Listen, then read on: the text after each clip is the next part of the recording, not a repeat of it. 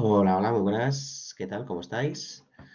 Bueno, hoy seguramente no me reconozcáis muy bien la voz porque estoy fatal.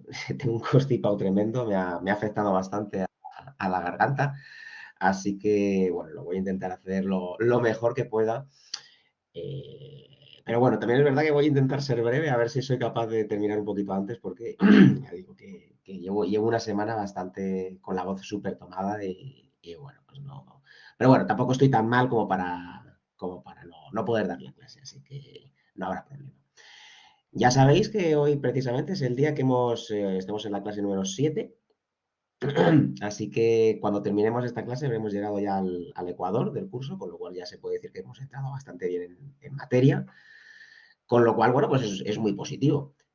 Importante, importante. Es el momento, bueno, ya era el momento. Espero que en esta semana que habéis tenido, no sé muy bien cómo tenéis el cronograma, ¿no? Porque cada edición del máster es diferente, pero muy importante que empecéis la práctica uno si no lo habéis hecho ya, o que la vayáis completando todo lo que podáis. ¿De acuerdo? Es muy, muy, muy importante porque luego al final el tiempo pasa y cuando resulta que te quieres dar cuenta, ya no hay tiempo de reacción. Entonces, por favor, hacedlo cuando podáis. Comenta Ana Laura, una consulta para cuando llegue más gente. Para la actividad uno deberíamos tratar por separado los datos de una y otra ciudad o estamos bien analizando el dataset completo. Pues buena pregunta. Esta observación os la contaré después. ¿De acuerdo? Cuando llegue, vamos, ahora, en un par de minutillos. Pero vamos, la dejo aquí marcada para que no se me olvide. ¿De acuerdo? Voy a ir preparando, voy a coger un vaso de agua porque seguramente se me seque la garganta en más de una ocasión. Y ya empezamos con la tercera parte de este segundo bloque de la asignatura, que es el de aprendizaje supervisado. Así que hoy vamos a estar viendo código. Es una clase tranquilita, en principio. Gracias a Dios, porque ya digo que hoy no estoy en las mejores condiciones para dar clase. Y ya está, y vamos a ir viendo cómo se nos da, ¿de acuerdo? Venga, pues os veo ahora en 2 minutos. Hasta ahora.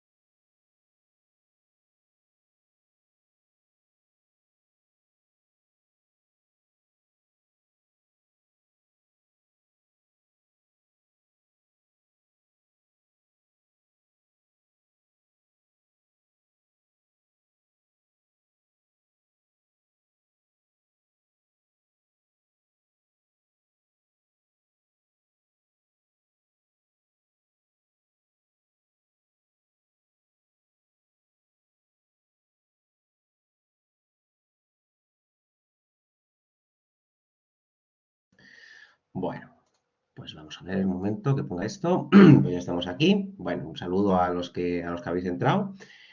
Como digo, he cogido el vasito de agua. Hoy tengo la voz hecha una pena, como decía antes. Ya os digo, además cogí el constipado cuando en este viaje que hice la semana pasada, cuando cancelé la clase, que tenía un viaje de trabajo, fui precisamente a París y no solamente me traje el constipado, sino que encima con esta invasión digamos, esta plaga de chinches que hay, pues también me picaron las chinches en la habitación. O sea que vamos, me ven un montón de souvenirs fantásticos de París. Yo creo que voy a tardar bastante en hacer otra visita. Ya digo, si puedo evitarlo. Así que, bueno, en fin, cosas mías. Como digo, voy a compartir la pantalla. Voy preparando la parte esta de Drive. Un segundito. Vamos a ver. Esto lo tenemos aquí. Ah, es verdad, tenemos una duda de antes que la voy a contestar ahora también, en referida a la práctica 1. Aquí tenemos aprendizaje supervisado. Aquí lo tenemos, perfecto. Ya está preparado. A ver que quite las cosas, el Telegram fuera también. Y esto también fuera. Vamos a ver. ¿Qué tenemos por aquí? Le pasó todo, profe, sí, sí, Anthony. La verdad es que fue tremendo, una cosa espectacular. En fin, bueno, a ver si para el lunes siguiente ya estoy un poquito más entero. Vale. Bueno, la duda que comentaba Ana Laura, para la actividad 1 deberíamos tratar por separado los datos de una y otra ciudad, o estamos bien analizando el dataset completo.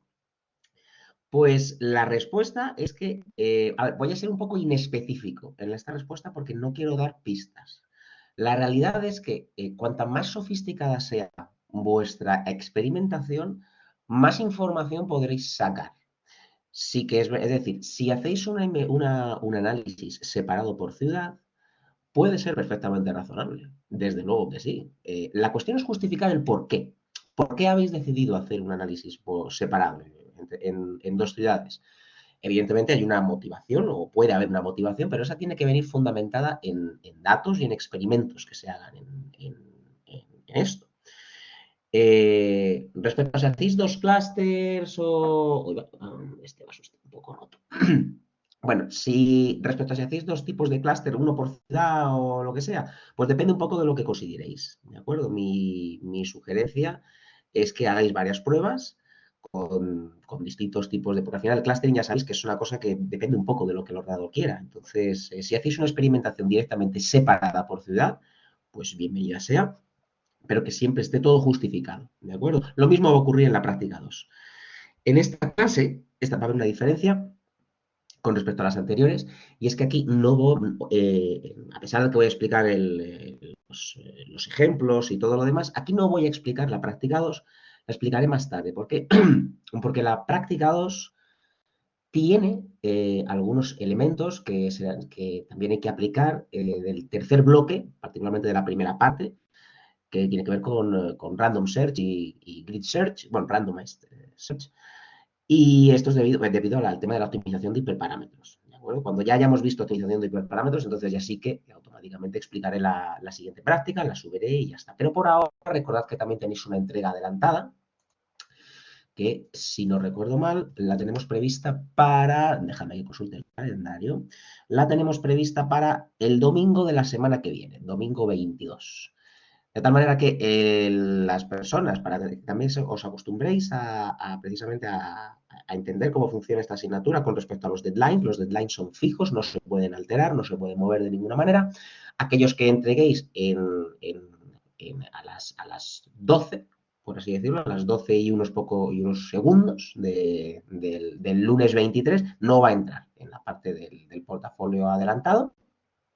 Y eso mismo va a ocurrir también en la entrega final. Entonces, es muy importante que estas entregas las hagáis con tiempo, porque luego surgen problemas técnicos y no tiene ningún sentido suspender una asignatura por estos problemas técnicos. ¿De acuerdo? Entonces, como digo, por favor, entregad con tiempo. ¿De acuerdo?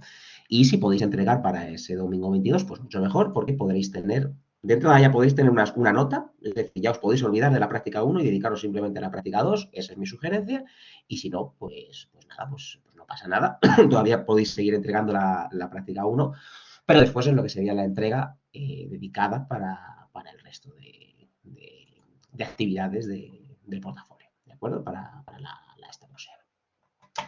Si es que ya digo que hoy no estoy. Hoy estoy de la primera convocatoria. Bueno, pues no sé si he contestado tu pregunta, Ana Laura, pero bueno, vamos a continuar. Si no, de todas formas, este tipo de preguntas que tengáis, vale, perfecto, Ana. Pues luego estas preguntas que tengáis acerca de la práctica, como digo, si son generales, hacedlas en el foro, yo contestaré. Creo que todavía no se ha utilizado el foro, si no recuerdo mal. A ver que lo he hecho un vistazo, porque en teoría estoy suscrito a los temas del foro. A ver, veamos. No, ni en dudas ni en miscelánea, al menos en el grupo A se ha escrito nada. Entonces, bueno, pues simplemente tenerlo en cuenta porque es una herramienta muy, muy, muy útil. ¿De acuerdo? Y ya está. Así que vamos a comenzar. Voy a compartir la pantalla y vamos a ir poquito a poco viendo los ejemplos de aprendizaje supervisado, yendo uno por uno con todos los algoritmos que estuvimos viendo y, bueno, observando también algunos aspectos experimentales, que como digo, esto es una cuestión un poco más transversal en esta asignatura. A ver, compartir aplicación. Y que al final pues son importantes también. Vale, de hecho, bueno, esto lo voy a poner así. Vamos a echar un ojo. Esto lo ponemos así. Esto lo quito, que hay cosas personales. Esto lo pongo aquí. Vale, comenta Alberto que algunos del grupo B hemos comentado en el foro. En teoría, vale, se lo voy a decir a Eduardo Zamudio porque sería él el que tendría que contestar, ¿vale? Si no lo ha hecho, a lo mejor es porque no lo tiene ahora registrado, no está atento, pero se lo voy a decir para que se registre y esté atento, ¿de acuerdo? Me lo voy a apuntar en algún sitio para que lo veáis, ¿vale? Bueno, vamos a ver. Aquí está. Bueno, ¿qué tenemos aquí? ¿Qué es lo que vamos a explicar hoy? Pues tenemos que bueno, tenemos aquí los que hemos visto, el KNN, si recordáis, los árboles de decisión, los conjuntos de modelos, que tienen que ver con árboles de decisión, en el caso de la asignatura que hemos estado viendo, porque ya sabéis que hay otros tipos, ¿no? De conjuntos de modelos más ad hoc. Y luego también tenemos la parte de SVMs, que en este caso está al final, pues por un tema de explicar, ¿no? Los árboles, como están más relacionados, en este caso con el tema perdón, con los conjuntos de modelos, está aquí en la asignatura más relacionados con los árboles, los hemos puesto juntos. Y luego vemos aquí algo que es nuevo, que es este Naive Bayes, ¿de acuerdo? Este sistema lo he incluido aquí porque me parece que es interesante. Y bueno, no ha dado tiempo realmente a verlo en la teoría, pero os lo incluyo aquí porque está ya hecho el cuaderno y me parece que puede ser otro método interesante. Entonces, este básicamente tiene un fundamento matemático importante, ¿de acuerdo? Entonces sí que sería interesante también que le echarais un vistazo, pero bueno, fundamentalmente lo que quiero es que veáis cómo acaba funcionando. ¿De acuerdo? Aquí ya veis que simplemente estamos haciendo la misma importación de todo lo que de todo lo que vamos a utilizar, ¿de acuerdo? Y bueno, tenemos aquí, ¿esto qué es? Esto tenemos aquí, vale, aquí tenemos aquí un dataset directamente. Y aquí la única, digamos que en el Naive Bayes la única parametrización posible es el Gaussian, es el tipo de modelo que vamos a utilizar, ¿de acuerdo? Entonces tenemos gaussiano, multinomial, el Bernoulli, el complemento y lo demás. Entonces, aquí lo acabo de ejecutar. Estos serían los datos de inicio que teníamos. Están separados en estas dos clases, el rojo y el azul. Entonces vemos cómo el modelo tradicional es este que tiene pues, con un gaussiano, ¿de acuerdo? Que consigue predecirlo bastante bien con un 95%. ¿De acuerdo? Los otros modelos en este caso no acaban de funcionar tan bien, pero bueno, es interesante ver cómo se comporta cada uno de ellos, porque, bueno, pues para entender un poco cómo serían en otros datasets distintos. ¿De acuerdo? Así que nada, directamente lo vamos a ejecutar, ¿de acuerdo? Y en este caso lo que vamos a hacer es, bueno, vemos que tiene una parametrización y vamos a ver la primera herramienta, por así decirlo, de análisis, ¿de acuerdo? Que es la matriz de confusión. Como este en un ejercicio de clasificación, ¿de acuerdo? De si es rojo o azul, pues podemos ver cómo funciona esto. ¿De acuerdo? Entonces, esto es una matriz de confusión normalizada. Uno sería es decir, que los ha conseguido acertar bien. y 0 que aquí no hay nada incluido, ¿de acuerdo? Entonces, vemos aquí como, por ejemplo, en este 1, que sería el auténtico, lo ha predecido como 1, pero solamente el 90% de las veces, ¿de acuerdo? Resulta que hay un 10% de las veces que se ha equivocado y lo ha predecido como 0. Esta matriz de confusión, en el caso de los ejercicios o de los problemas que tienen una clase categórica, que son los de clasificación, es muy, muy importante. ¿De acuerdo? A ver, estoy grabando un momentito, que es que hay veces que me da como una ansiedad tremenda con esto. Sí, estoy grabando. Perfecto. Entonces, bueno, pues fijaos, este es un modelo que es bastante sencillo de aplicar. Como digo, no quiero entrar tampoco en muchos detalles, pero bueno, que aquí lo tenéis por si os puede llegar a interesar. ¿De acuerdo? Sí, Adrián, ya tenéis acceso a este código, ¿vale? De hecho, para mirarlo, voy a entrar aquí en esto, ¿vale? Los del B también, sí, he subido, ahora, yo tengo acceso ahora a los dos cursos. No, esto no es, espera. Eso es, tengo acceso ya a los dos cursos, entonces yo ya lo estoy actualizando yo para que sea un poquito más ágil, porque al final, como veo yo en la clase, pues las últimas modificaciones las hago yo siempre en el último momento. Entonces, nada, simplemente os venís a recursos y materiales, y salvo que me haya equivocado, que creo que no, os venís a materiales del profesor, y aquí estaría ejemplos de aprendizaje supervisado. Voy a mirarlo también en el grupo B, un momento, a ver si es que lo he ocultado o no lo he desocultado. Vamos a ver, materiales del profesor. Pues no, justamente lo tenía oculto, así que esto hay que ponerlo en establecer como disponible. Ahí está. Vale, ya lo tenéis ahí también los del grupo B. Gracias por comentarlo, Adrián. Bueno, pues este es un pequeño ejemplo que, como digo, quería que vieseis para que bueno, pues que lo tengáis ahí. ¿De acuerdo? Pero ahora vamos a empezar ya con un modelo ya de los que hemos visto, un cuaderno un poquito más sofisticado, para ver cómo funciona realmente todo esto, ¿de acuerdo? Así que lo que vamos a utilizar es otro de los datasets que venían también para este KNN. Es un dataset de clasificación, en el cual, si no recuerdo mal, efectivamente es con flores, ¿de acuerdo? Entonces, tenemos 3 tipos de flores. Creo que, bueno, esta es la denominación pues en latín, ¿no? Setosa, versicolor, higiénica, pues perfecto, ¿de acuerdo? Entonces vamos a tener una clase con 3 posibles valores, ¿de acuerdo? Así que nada, vamos a empezar. Primero vamos a cargar los datos. Así que como son de la propia API, pues no tenemos que coger ningún fichero ni nada, sino que directamente los vamos a ir localizando. Ahí lo tenemos cargado. Y, espera, que se me ha olvidado borrar los resultados. Ahí está. Ya lo vamos a cargar en un dataset, en un data frame de estos de pandas. Esto del dataset, del data frame de pandas ya lo hemos hecho también en la práctica 1. Por cierto, algunas de las cosas que vamos a estar viendo a lo largo de esta clase también tienen aplicación para la práctica 1, particularmente las que tienen que ver con el análisis del dataset. Poco a poco vamos a ir mostrando algunas cosas, piezas de código fundamentalmente, de análisis de algunos cuartiles, de una serie de histogramas y demás, que de algún modo también es lo que se espera ver en la práctica 1. Entonces, no dudéis también en revisar estos códigos, ¿de acuerdo? Para mejorar y para complementar precisamente ese análisis de los dataset, que en el fondo es una especie de proceso KDD que estuvisteis viendo en minería de datos, entiendo que con Isabel Cenamor o con Eduardo Zamudio, creo que también era el segundo profesor de esa asignatura.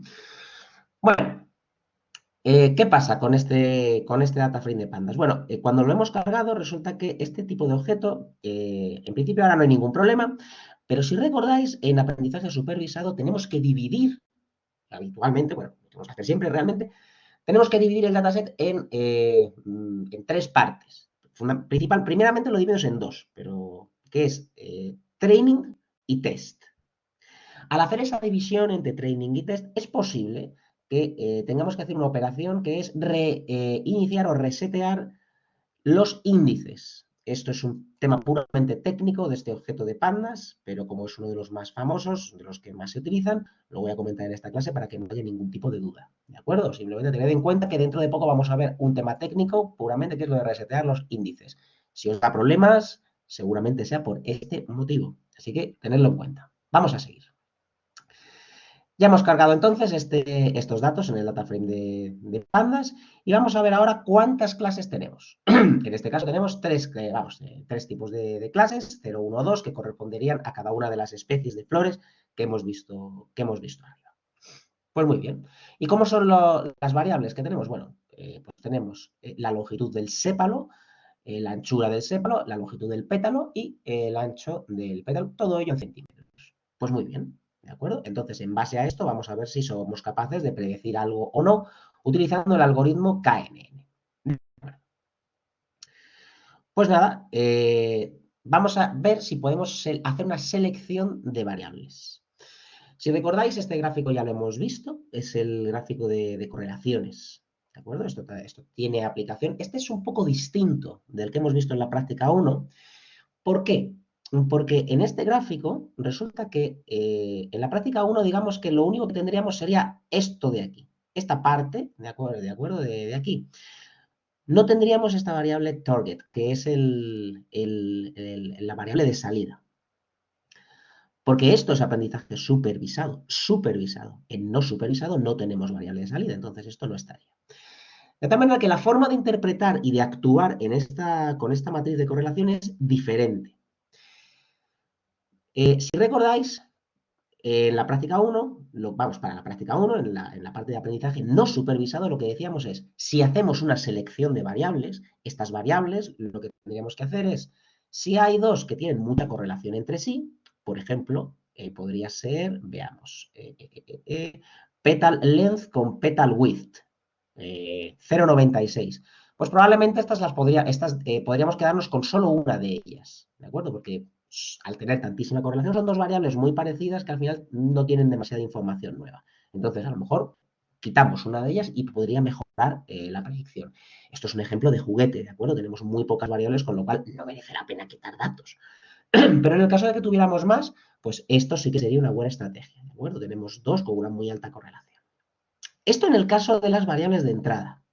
Pero ojo, en el caso de las variables de salida, hay que hacerlo radicalmente al contrario.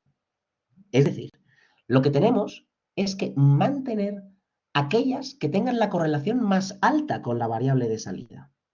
¿Por qué? Porque, claro, por ejemplo, resulta que aquí tenemos una correlación de 0,95 con directamente la variable de salida, o sea, con la especie. Es decir, una correlación positiva del 95, con un 0,95. Esto es muy importante. Esto es muy importante. Quiere decir que prácticamente con solamente esta, cogiendo la longitud del pétalo, podríamos determinar la clase. Y lo mismo pasa además con la anchura incluso más. Tenemos un 0,96.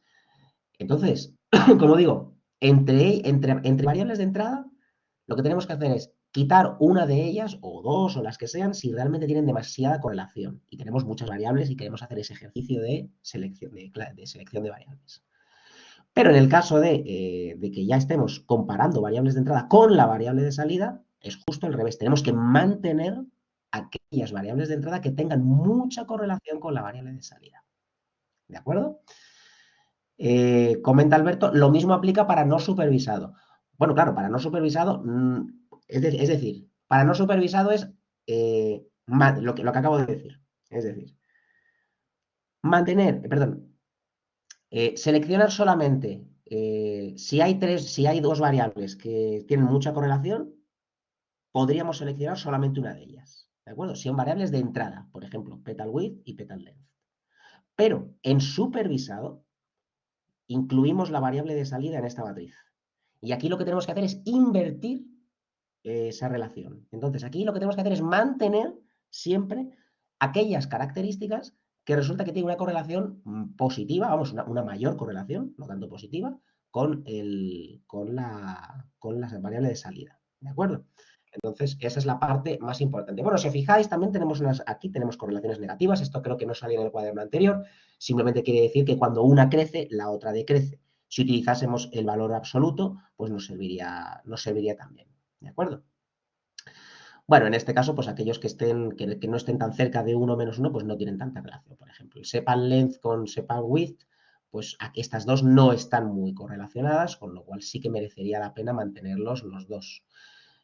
Sin embargo, bueno, pues sepal width no parece que esté muy relacionada con la variable de salida y sepal length sí que es un poquito más, ¿de acuerdo? Entonces, bueno, sea como sea, ¿qué es lo que sucede? Aquí tenemos tan pocas que no tiene sentido quitar ninguna viendo este gráfico. Pero este tipo de reflexiones son las que habría que hacer cuando tengamos más variables en juego, por así decirlo. Sea como sea, simplemente por explicar un poco cómo, a nivel del ejemplo, aquí nos hemos quedado únicamente con la longitud del pétalo y con la anchura del pétalo. ¿Por qué? Porque, bueno, como tienen tantísima correlación, pues hemos dicho, mira, aunque las dos también están correlacionadas entre sí, me da igual, están demasiado correlacionados, me quito estas dos, aunque este se podría decir que también está bastante correlacionado alto, pero bueno, por el ejemplo, estas dos fuera, y me quedo solamente con estas. ¿De acuerdo? Pues muy bien. Y ahora vamos a hacer justamente eso que os he contado antes, el tema técnico. El tema técnico. Aquí lo que hemos hecho ha sido dividirlo ya en test y train. Si recordáis, esa división no puede ser simplemente me cojo los primeros y luego. No, no, tiene que ser una división aleatoria y homogéneamente aleatoria, quiero decir. ¿De acuerdo? Entonces hay que coger uno de un sitio, otro de otro y tal, para confeccionar esos dos conjuntos, el de entrenamiento y el de test. Aquí se le dice el tamaño. Y como este es un método estocástico, es decir, que es aleatorio realmente lo que estamos cogiendo de uno y para otro conjunto, también conviene asignarle esa semilla aleatoria para que siempre podamos reproducir el mismo resultado. Siempre que hagamos esto, ¿de acuerdo? Esto, por favor, no os olvidéis nunca de tenerlo en cuenta. Bueno, seguimos. Esto de aquí. Train, reset index, test, reset index. Esto es lo que yo decía de resetear o reiniciar los índices, ¿de acuerdo? Es un tema puramente técnico. Si no se hace, resulta que a la hora de hacer cross-validation acaba dando errores. Así que conviene que lo veáis. Si queréis ver un poco más de detalle, pues bueno, pues simplemente venís a lo que es la OP. Bueno, venís a la documentación y lo veis, ¿vale? No sé ahora por qué no. No soy capaz de seleccionarlo, de verdad. Ahora. ¿Vale? Aquí podéis ver un poquito más qué es exactamente lo que hace, por qué y demás, pero vaya, tampoco tiene mucho detalle. Simplemente recordad esto. Si tenéis tenéis un fichero de pandas, pues cuando lo dividáis, haced esto. Bien. Ahora ya estamos listos para empezar a montar nuestro primer clasificador, bueno, nuestro segundo, teniendo en cuenta que hemos hecho el naive Bayes este. Vamos a ver cuáles serían estos parámetros. Aquí hay uno que no he explicado. El primer parámetro es el algoritmo, por así decirlo. Dentro de KNN hay como dos algoritmos. El K-neighbors, que es el que hemos visto en clase, y luego tenemos uno que se llama radius. Vaya. El K-neighbors, si recordáis, lo que hacía era, por ejemplo, el 5NN. Pues el 5NN cogía los 5 elementos más cercanos y bueno, pues aunque se le podía aplicar una votación para ver los pesos en función de la distancia y demás, siempre cogía 5. ¿De acuerdo? Y en base a eso, pues el mayoritario le asignaba la clase correspondiente y ya está. ¿Qué es lo que sucede con Radius? Con Radius no siempre coge no siempre coge 5 en el caso de que, digamos, un 5 en N. Aquí no sería esto. Aquí esto vendría a ser más como en el caso del dbScan, ese valor epsilon, si recordáis. Aquí lo que se hace es definir un radio y todos los puntos que entren dentro de ese radio formarán parte de la votación, por así decirlo. Que unas veces entran 6, pues 6. Que unas veces entran 20, pues 20. ¿De acuerdo? Entonces, es un algoritmo un poco diferente. En este caso, la elección que hemos hecho para hacer esto es la que hemos explicado en clase, que es la del K-neighbors. Pero bueno, que sepáis que hay otra metodología también, que es este Radius, que puede ser útil también, dependiendo del caso. ¿Vale? Entonces, luego, otro parámetro sería el K, que sería, en el caso de K-neighbors, la cantidad de vecinos, en el caso de Radius, pues el radio, precisamente, que queremos poner, y luego los pesos, ¿de acuerdo? En el caso de que sea uniforme, significa que cada vecino, en este caso, pues el voto de cada vecino valdrá lo mismo. Y en el caso de que pongamos distance, pues lo que hará será ponderarlo en función de la inversa de la distancia. Entonces, cuanto más lejos esté, menos valdrá su voto. Razonable también. Pero como digo, esto depende un poco de cómo sea vuestro dataset. En todo caso, esto siempre se puede parametrizar y siempre estos son hiperparámetros y todo ello se puede optimizar. ¿De acuerdo? Luego iremos viendo distintos métodos. Por ejemplo, Aquí, a ver, eso es aquí. En la siguiente pieza de código, lo que vamos a hacer es directamente ya generar aquí no lo voy a resolver todavía, para no hacer spoiler. Aquí lo que tenemos es, primero hemos hecho este cafold es un cross validation, ¿de acuerdo? Aquí le estamos indicando la cantidad de splits, y aquí además estamos haciendo ese shuffle, que es básicamente barajearlos bueno, pues hacerlo aleatorio, que las false sean aleatorias. Si hay una dimensión temporal, ¿de acuerdo? Este shuffle debería ser false. En el caso, por ejemplo, de que tengamos, pues yo qué sé, que sean datos que están ordenados según la fecha, pues a lo mejor no nos interesa verdaderamente porque todos estarían en el mismo sitio o cosas de ese estilo. Eso ya habría que verlo para el caso concreto. Pero lo normal siempre es que salga este shuffle a true. Y nada, pues aquí ya directamente vamos aplicando pues este cross validation. ¿Qué es lo que estamos haciendo? Pues haciendo una especie de optimización de hiperparámetros, pero manual. Es un poco lo que estábamos viendo también en el no supervisado cuando veíamos esos gráficos de la silueta y del codo y lo demás. Pues aquí lo que vamos a hacer es probar varias cosas. Aquí decimos, vale, pues vamos a probar dos tipos de votaciones, uniforme y con la inversa de la distancia, y el número de vecinos pues va a ir del 1 al 30. Y vamos a ver qué es lo que nos sale. Así que se va a ejecutar este código, nos van a ejecutar unos cuantos modelos y vamos a ver cuál es el mejor. Aquí los tenemos, los representamos aquí en un gráfico. Así que este gráfico, ¿qué es lo que nos dice? Pues mira, que aquí tenemos desde un 1NN hasta 30 o 29NN. ¿Y cuál es su precisión? Pues fijaos, en 1NN la precisión tanto en uniforme como en distancia, claro, evidentemente esta es la misma porque es 1NN. En cuanto ya metemos dos elementos, baja un poquito y demás. En este caso, el que mejor funcionaría sería el 1NN según esta gráfica que tenemos aquí. ¿De acuerdo? Y además, concretamente, bueno, es que simplemente sería el 1N. Lo que pasa que para mostrar un poquito, fijaos que funciona bastante bien este KNN, ha conseguido clasificarlos perfectamente, ¿de acuerdo? En los datos de entrenamiento que hemos metido. Entonces, ahora lo que vamos a hacer es seleccionar uno subóptimo, lo tengo aquí puesto, ¿de acuerdo? Que en este ejemplo vamos a seleccionar un modelo subóptimo, que creo que es el 5, simplemente para ilustrar un poco los errores y ver cómo de bueno es y cómo de malo, porque si es tan perfecto, pues tampoco no nos acaba sirviendo para este ejemplo concreto. Pero bueno, viendo este gráfico, lógicamente seleccionaríamos 1N, ¿de acuerdo? En este caso lo que hemos seleccionado ha sido, pues no me acuerdo, a ver, el distance, o sea, el 5NN, pero el de aquí, este de aquí. Pues muy bien, pues con distance el 5NN, ¿veis? Aquí tenemos 9 vecinos 5, distancia, pesos con distancia. Entonces, aparte de, ahora lo que hacemos es construir el modelo entero, ¿de acuerdo? Seleccionamos ¿cómo se dice? Características y ya está, vamos a calcular después la precisión, ¿de acuerdo? Y aquí tenemos una precisión concretamente de 0,98. Fijaos que la precisión, cuando estamos calculando todo esto, el tema de la precisión, lo tenemos que hacer sobre el de test. Esto es importante, ¿de acuerdo? Porque si no, no nos acaba funcionando igual de bien. Esa es la idea. Es decir, en test siempre va a funcionar peor, en training siempre va a funcionar mejor porque son son ejemplos que el modelo ha visto. Entonces, previsiblemente se va a adaptar siempre mucho mejor a los modelos, a las instancias de training en lugar de a las de test. Muy bien. Comenta Alberto que podrías repetir cuál es el criterio para seleccionar 5. No hay criterio, ¿de acuerdo? Es simplemente una cuestión de ejemplo. El que realmente habría que haber elegido es el 1, según este gráfico, el 1. ¿De acuerdo? Aquí hemos cogido el 5, este de aquí, simplemente para ilustrar, es decir, para que haya algunos errores. ¿De acuerdo? Nada más. Y simplemente es para eso, porque luego van a venir más cosas, van a venir más tablas, pero realmente habría que haber seleccionado este. ¿Vale, Alberto? Simplemente es por eso, nada más. Vale. Vamos a seguir viendo más cosas, con más piezas de código que son bastante interesantes.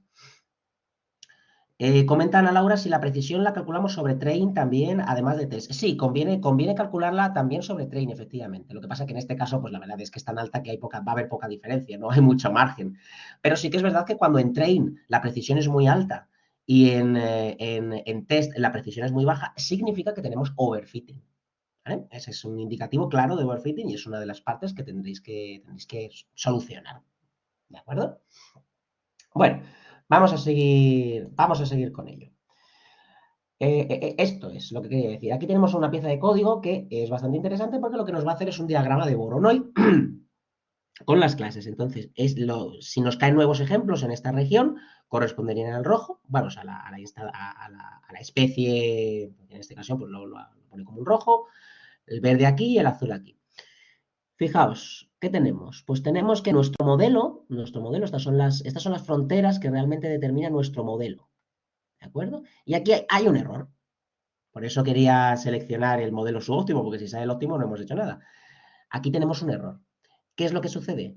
Que este azul no debería estar aquí. Este azul debería, bueno, mejor dicho, esta frontera verde no debería estar así. Debería quizá pues, tener esta forma, ¿vale? Pero no lo ha conseguido con este tema de los KNN. Entonces, bueno, tenemos aquí un pequeño error. Y ahora vamos a ver cómo es una matriz de confusión un poquito más elaborada, ¿de acuerdo? Aquí tenemos otra pieza de código también,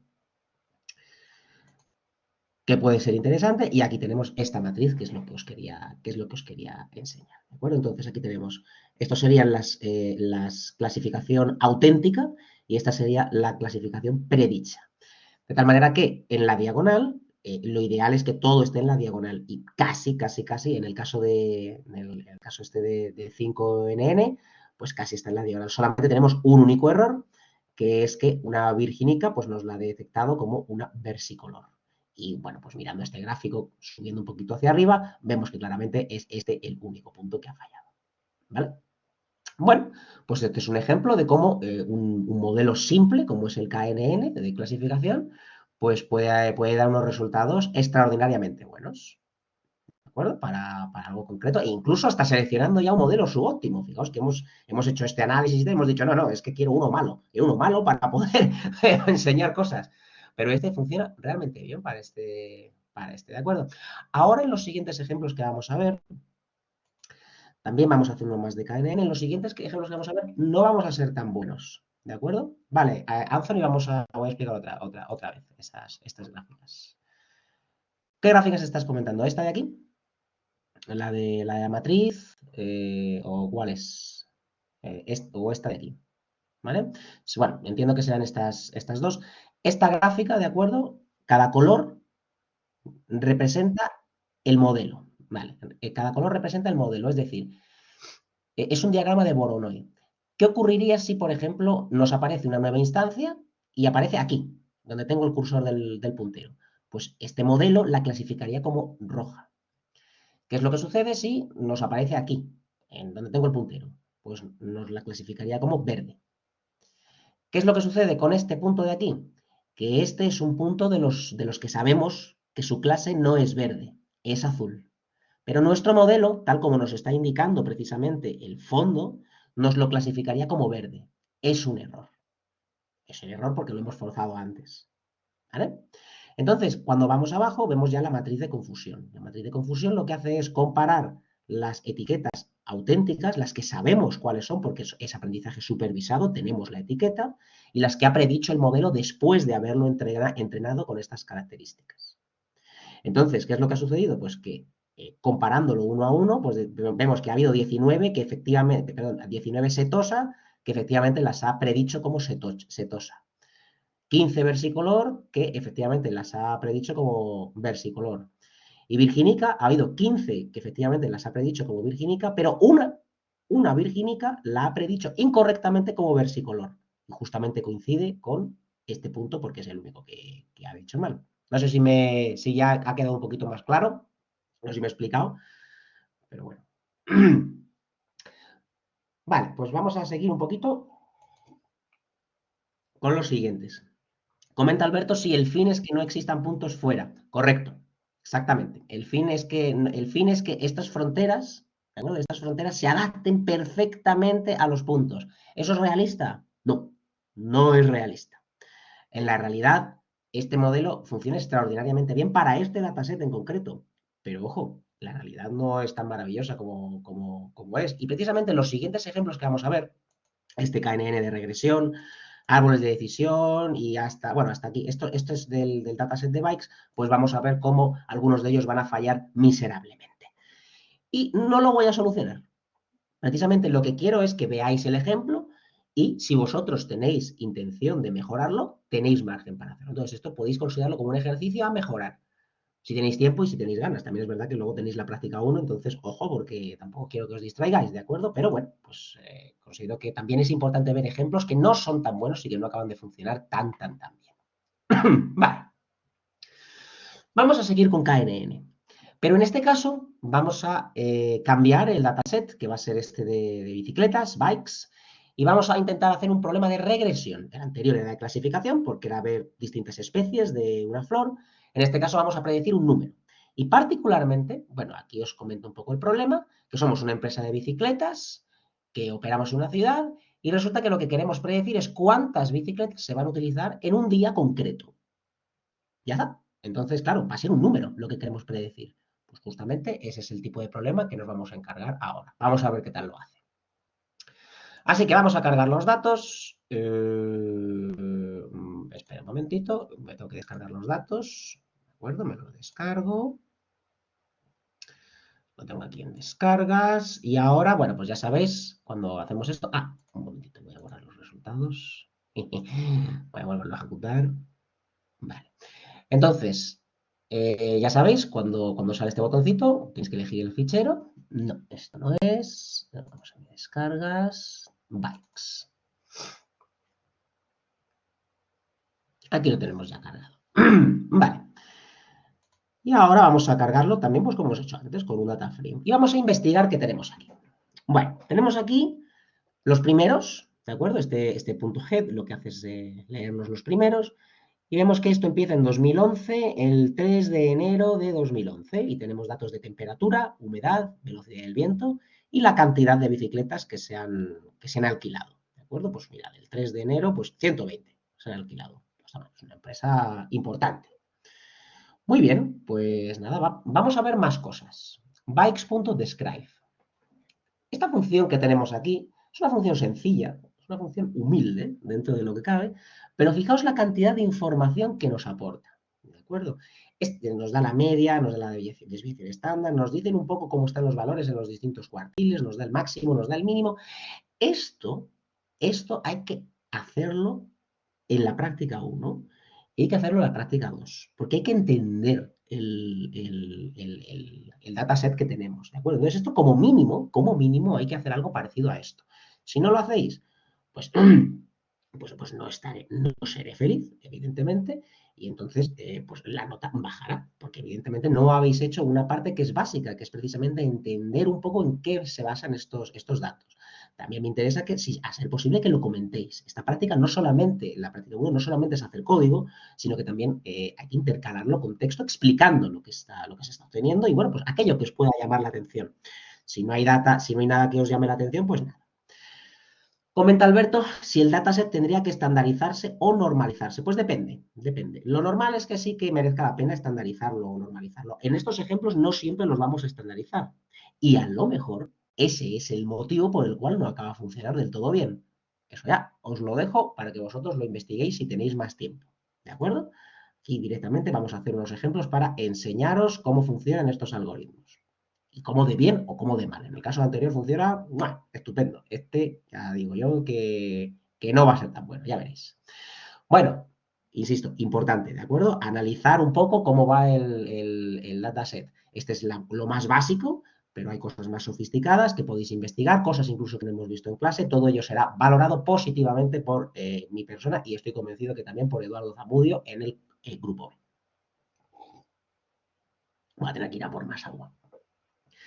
Vale, vamos a ver qué tenemos aquí. Este shape, ya sabéis, 729 filas, 4 columnas. Y vamos a ver este tail. Tail lo que nos está diciendo es cuáles son los últimos elementos del dataset. En este caso, como vienen ordenados por fecha, pues podemos ver cómo pues los últimos son del 27 de, bueno, hasta Nochevieja, ¿de acuerdo? De 2012. Así que aproximadamente tenemos 2 años. Bueno, sí, unos 2 años aproximadamente de uso de esto. No es demasiado, ¿de acuerdo? No tenemos muchos datos, con lo cual tampoco podemos esperar aquí unos modelos maravillosos, pero aún así se podría sacar mucho más jugo de esto, ¿de acuerdo? Ya, como digo, queda un poco para vosotros. Pero vamos a seguir viendo un poco de cosas, analizando un poco, estamos explorando, ¿de acuerdo? Esto es un poco, como digo, esta parte también es adecuada para la práctica 1, ¿de acuerdo? Esa parte de exploración. Vamos a seguir mirando. ¿Recordáis este Seaborn que estuvimos viendo, este, este que hemos visto antes? Pues bueno, en esto lo que vamos a ver es el mapa de calor de las, ¿cómo se llama? De las correlaciones, ¿de acuerdo? Y lo mismo, vamos a ver cuáles podríamos seleccionar de aquí. Pues vamos a echar un ojo. ¿Cuáles son las más altas? Pues fijaos, parece que entre las variables de entrada no hay demasiada correlación, lo cual eso es bueno, porque significa que probablemente todas ellas serían necesarias. Vamos a ver la correlación con respecto a la variable de salida. Como vemos, la más alta sin duda es temperatura. Eso quiere decir que, y además es positiva, eso quiere decir que aparentemente cuando la temperatura es alta, la gente coge más la bicicleta. Me parece razonable, realmente. Es decir, la bicicleta, como la obra de teatro esta, las bicicletas son para el verano, pues oye, pues efectivamente no falla. Claramente tiene sentido, aparentemente. Parece que con la humedad, cuanto más alta es la humedad, parece que la gente no le gusta tanto montar en bicicleta y cuando hay mucho viento, pues tampoco. ¿De acuerdo? Pero no es una correlación que es negativa, no es suficientemente relevante. Pero bueno, los datos coinciden un poco con lo que cabría esperar. Este tipo de análisis son los que yo también espero ver en la práctica 1 y en la práctica 2. ¿De acuerdo? Las cosas que hagáis, que las comentéis y cuanto más comentéis y más razonable sea, mejor nota sacaréis. ¿De acuerdo? Recordad que de las dos prácticas, la parte más importante son las explicaciones. Bueno, aparte de tener muchos experimentos y lo demás, pero algo transversal a todas ellas son las explicaciones que hagáis. Bueno, pues nada, pues vamos a seguir aquí ya directamente, como vemos que las tres son importantes, pues nada, nos quedamos con todas ellas en principio. Comenta Ana, ejemplo para entender, ahí podría, por ejemplo, eliminar humedad y quedarme con temperatura. Eh, ¿Podrías eliminar humedad y quedarte con temperatura? En esta tabla hay una cosa que te dice que sí y otra cosa que te dice que no.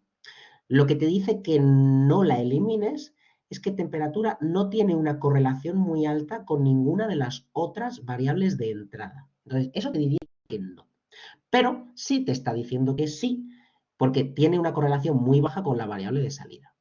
¿Qué es lo que sucede? Que en Machine Learning lo bonito de esta asignatura, bueno, no de esta asignatura, sino de este campo, es que es capaz de encontrar relaciones aparentemente ocultas estos modelos. Entonces, puede que haya elementos, vamos, características que aparentemente no están muy relacionadas, pero que aportan muchísimo al modelo. Al final suele ser la combinación de todas ellas.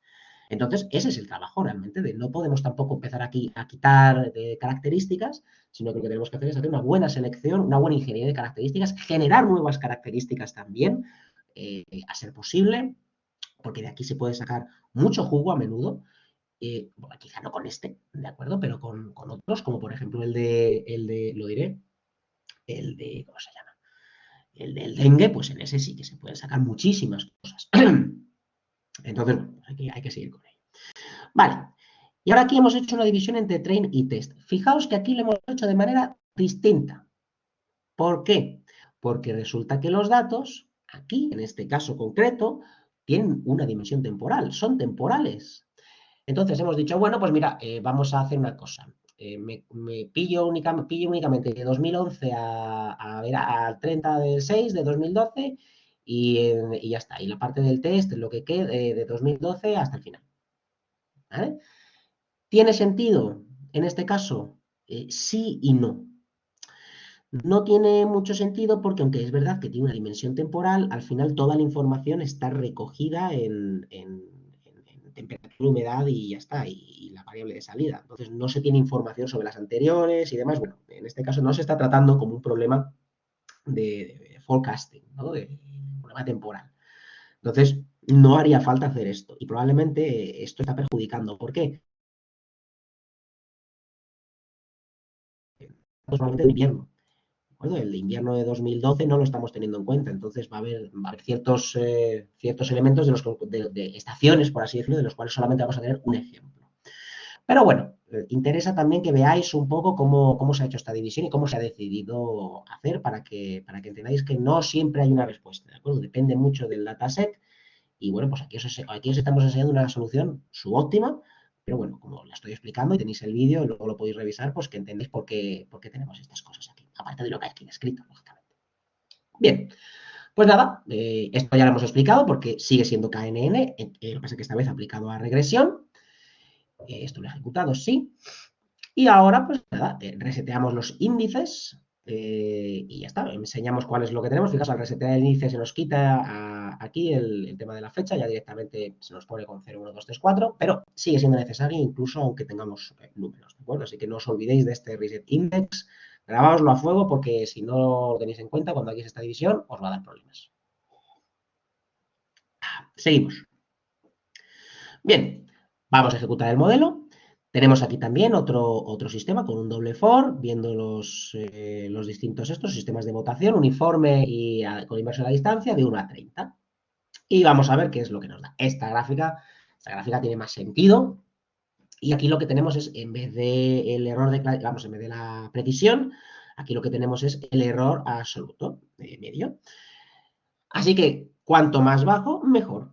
Como vemos, pues aquí cuantos más vecinos no siempre es mejor. Hay un momento en el que parece que acaba empeorando. Así que el mejor modelo aparentemente es el uniforme, sería el 6, el 7, el 7. ¿Vale? Pues nada, lo seleccionamos uniforme y 7. En este caso sí que como no es muy bueno, aquí sí que lo hemos cogido. ¿De acuerdo? Para hablar. Vamos, para mostrar. 234 nos da de error. Esto quiere decir que el error absoluto, vale, el error absoluto son 234. No es desdeñable. Es decir, hay días que estamos alquilando 120 y tenemos un error medio de 234. A mí me suena a desastre absoluto. Pero bueno, que veáis que hay modelos que no acaban de funcionar muy bien. ¿Por qué? Pues suele ser por muchos motivos. Algunos de ellos los hemos estado comentando precisamente en este ratito. ¿De acuerdo? Pero para que lo tengáis en cuenta que esto, bueno, pues es importante. Bien, ¿qué más cosas se están haciendo aquí?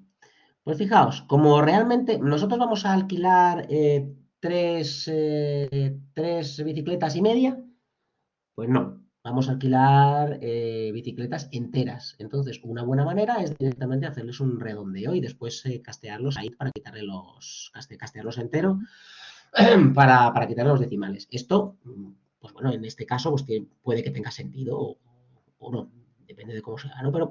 Pero sí que nos va a decir, como luego al final el modelo lo vamos a utilizar así, y vamos a redondearlo y tal, pues sí que nos va a mejorar nos va a hacer más realista la precisión, por así decirlo.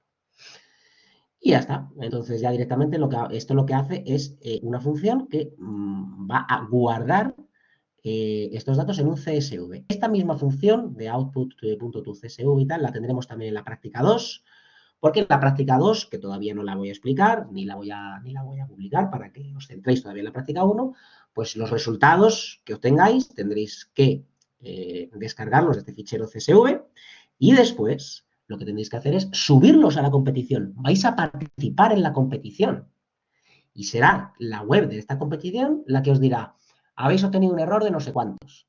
¿Por qué? Porque resulta que la variable de salida del conjunto de test, que es el que vais a generar aquí, es secreta. Solamente lo saben los de la competición del TENE. Entonces, claro, precisamente para que la gente no haga trampa, porque si no podría aprenderse esos datos y ya está, ¿no? No, son secretos, entonces, bueno, ahí los resultados son muy buenos, ya casi los han acertado casi del todo. Pero bueno, un poco para que veáis, ¿no? Bueno, pues distintas funciones de manejo de ficheros. Y ya está, vamos a ver qué tal nos va esto, qué tal ha funcionado. Ajá, vale. Entonces, estos son los distintos días que teníamos y esto, el rojo, serían los datos originales, cuánto sería la cantidad de bicicletas que tenemos. Vemos aquí, bueno, un montón de bicicletas. Y la predicción, pues, no acaba de ajustarse mucho. En esta parte de aquí, en particular, tenemos un sesgo bastante importante porque está fallando mucho, ¿de acuerdo? Se queda siempre demasiado bajo. Aquí parece que se va acercando, de hecho, este parece que lo hace muy bien, ¿de acuerdo? Y este pico lo falla miserablemente, puede ser un outlier, a lo mejor es que esté en el Día Nacional de la Bicicleta y todo el mundo le dio por alquilar bicicletas, no lo sé, pero nuestro modelo no es capaz de conseguirlo. Es normal, los modelos de este tipo, pues los outliers no pretenden hacerlo, no pretenden predecirlos tampoco, ¿no? Pero bueno, pues nos da una idea de las estimaciones, ¿no? que podemos encontrar. Entonces, más o menos se acerca, pero no acaba de ser tampoco muy bueno. ¿De acuerdo? Pues esto es un poco lo que tenemos, con un error de 234. No es muy bueno, no es muy bueno. Aparentemente. No, bueno, también es verdad que la verdad es que si tenemos 1.600 bicicletas tampoco se puede decir que sea tan malo, ¿no? Entonces, bueno, pues aquí es verdad que alquilaríamos el doble, pero nos diría 800 y aquí nos diría 200, nada más. No es del todo inútil, pero podría ser mejor. Y vamos a ver cómo se puede ir mejorando. No veo ninguna duda por ahora, así que voy a continuar. Veamos qué tenemos aquí. El siguiente, ya hemos terminado con KNN, hemos hecho con clasificación, con regresión, y ahora vamos a pasar a la parte de decisión. Comenta Luis Fernando si la precisión del modelo también tiene un nivel de confianza. Pues precisamente la predicción del modelo, ese nivel de confianza es la precisión. Como estás utilizando el conjunto de test, estás midiendo una serie de métricas que te permite determinar cómo de bien generaliza el modelo. Entonces, si en un conjunto de test que nunca he entrenado tiene una precisión de un 80%, en el caso de clasificación de acierto, pues ese podría ser más o menos el acierto. Respecto a un nivel de confianza, no. En principio no se acaba de. No es habitual, ¿de acuerdo? Medir ese nivel de confianza. Lo que sí que es importante es, como digo, cuidar muy, muy, muy bien el conjunto de test. Hay que mimarlo, ¿de acuerdo? Hay que usarlo solamente en el último momento para no liarla. Porque si no, se está produciendo el data leakage que es que al estar adaptando tu modelo a los datos de test también, pues no acaba las métricas que obtienes no acaban de ser tan buenas. Pero un nivel digamos, ese nivel de confianza, el problema que tiene es que depende de muchos factores desconocidos. Entonces, por eso no se suele calcular ese valor. ¿De acuerdo, Luis? Esa es la explicación. Vale, pues vamos a continuar con los árboles de decisión. Continuamos también con el dataset de las ¿cómo se llaman? De las bicicletas, pero en esta ocasión le vamos a dar una vuelta de tuerca, vamos a fastidiar un poquito este modelo, ¿de acuerdo? Y vamos a convertir el problema a uno de clasificación. Vamos a discretizar una serie de. Vamos a discretizar los datos, ¿no? Vamos a ver, entonces, de acuerdo, tenemos el mismo dataset de antes, esta vez utilizando árboles, como digo, vamos a utilizar árboles, así que vamos a cargarlo. Aquí tenemos aquí el bikes.csv. Ahí lo tenemos en un de estos de pandas. Esto siempre es un poquito lento, de acuerdo, y sacamos algunos datos. Aquí tenemos las dimensiones, el famoso describe, una función injustamente olvidada en las prácticas a menudo, pero muy conveniente. Y aquí tenemos algo nuevo. Aquí tenemos algo nuevo. Un histograma. Esto, a ver, tampoco es que sea del otro mundo, lo hemos visto desde el colegio, pero es que esto es muy importante, entender cómo está distribuida nuestros datos. Este histograma lo que está haciendo esto sirve para explorar precisamente este dataset, ¿de acuerdo? Para entender cómo funciona. Vamos a ver, en este caso hemos hecho un histograma de la cantidad de bicicletas que tenemos, ¿de acuerdo? Entonces, bueno, pues vemos que 1.750 es un caso muy raro, ¿de acuerdo? Tenemos muy pocos ejemplos. Sin embargo, bueno, pues entre 0 y 250, pues vemos que tenemos unas cuantas más, 500 un poquito menos, curiosamente, 750 un poco más. Parece que incluso que podríamos tener como dos gaussianas, ¿no? Ya sabéis que bueno, pues, variables aparentemente aleatorias, si tuviéramos infinitas de ellas, pues por el teorema central del límite tienden a formar gaussianas. Entonces, bueno, pues pasa, pues a veces nos podemos detectar en un histograma. Luego vamos a ver más cosas. Otra pregunta. Comenta Adrián, en el caso de datos categóricos, ¿sería adecuado más que un histograma, un diagrama de barras con el conteo por categoría? Sí, efectivamente. Efectivamente, eso sería bastante más correcto. De hecho, aquí, como vamos a hacer una clasificación, vamos a hacer una discretización, también vamos a ver ese diagrama de barras como el que propones tú, Adrián. Es correcto esa apreciación. Bueno, pues vamos a ver cómo hacemos esa discretización, ¿vale? Entonces, aquí, pues, ¿qué es lo que hemos hecho? Pues lo que hemos hecho ha sido, yo aquí, es un poco trampa, ¿de acuerdo? Aquí analizando este histograma, lo que he dicho es, vale, lo voy a dividir en 5 valores, 0, 1, 2, 3, 4, o sea, cinco clases, por así decirlo. De 0 a 250 va a ser la clase 0, de 250 a 500 va a ser la clase 1 y demás. ¿Por qué estos umbrales? Porque viendo el histograma he determinado que es lo que nos crea 5 clases separadas de la manera más homogénea posible. Es decir, que va a estar el dataset balanceado. Y un dataset balanceado, como vimos en la clase anterior, vamos, en las clases anteriores, es importante porque de esa manera nos va a detectar mucho mejor todas las clases. Es decir, el índice de la precisión en las clases va a ser mucho más alta, porque si no, siempre tenderá a favorecer aquellas clases que sean las predominantes, porque, lógicamente, pues su índice de precisión pues será mejor si simplemente dice, pues la que tiene el 90% pone esa y ya está, el resto me da igual. Entonces, ¿qué pasa? Justamente aquí es lo que comentabas tú, Adrián, en este caso haciendo el mismo diagrama de barras, ¿de acuerdo? Pero bueno, aquí se podría ver cómo al haberlo discretizado, pues tenemos ya 5 clases, ¿de acuerdo? 1, 2, 3, 4, 5, más o menos bien balanceadas en este caso. Suficiente para este ejemplo. Y bueno, esto ya para realizar el ejercicio, pues bueno, pues vamos a ver cuántos valores únicos también nos ha quedado ahora con esta variable count, que bueno, pues son estas 5. Se ha convertido en una variable categórica. Tengo estos números, pero los vamos a considerar como si fueran clases separadas.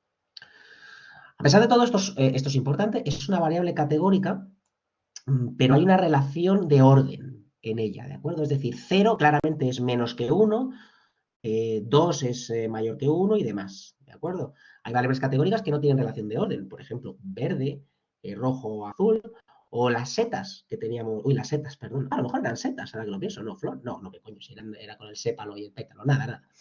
Claro, pues en el caso de las flores del ejemplo anterior, lo que sucede es que no hay relación de orden. Entre una versicolor y una setosa, pues no tengo ni idea realmente de cuál veía antes. ¿De acuerdo? Entonces sí que es interesante también a veces tener en cuenta esto en algunos de los análisis que hagamos, ¿de acuerdo? Porque particularmente lo vamos a ver después en la matriz de confusión. Como en estos casos en los que hay una relación de orden, pues sí que se puede ver algo peculiar. Vamos a ver en unos minutos. Vale, pues nada, vamos a ver un poquito más de estadística básica. Vamos a seguir con el tema de los histogramas, muy útiles para la práctica 1, para la práctica 2 y para todo, realmente. No los olvidéis nunca. Aquí tenemos unos cuantos histogramas. Pues vemos también el count, que ya habíamos visto antes, pero también estamos utilizando este de humedad, ¿vale? Entonces, este sí que claramente parece que sigue una gaussiana. Aquí en la temperatura parece que tenemos 2, quizá, o más, no lo sé. Y la velocidad del viento, pues bueno, pues aquí tenemos esta otra.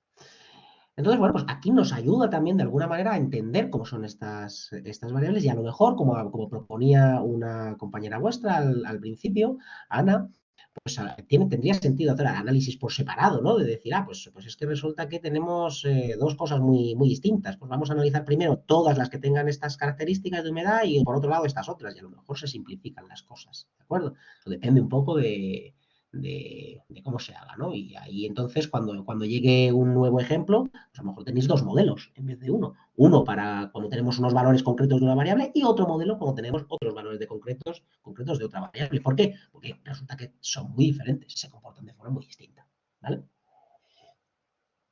Seguimos. Útil, estos histogramas. Vamos a ver diagramas de densidad. Estos diagramas de densidad también me gustan bastante porque permiten a veces también ver un poquito pues esas normales que a veces pueden aparecer. Entonces, bueno, pues esta es otra forma de representarlo. En el caso del count no tiene mucho sentido, como veis. ¿Por qué? Porque son categóricas. Entonces, pues lógicamente aquí esto no lo vamos a hacer caso. Pero en las anteriores sí que es bastante indicativo de lo que podemos encontrar. A veces pues, simplemente no nos dice nada, otras veces sí puede ser bastante relevante. ¿De acuerdo? Venga, más cositas.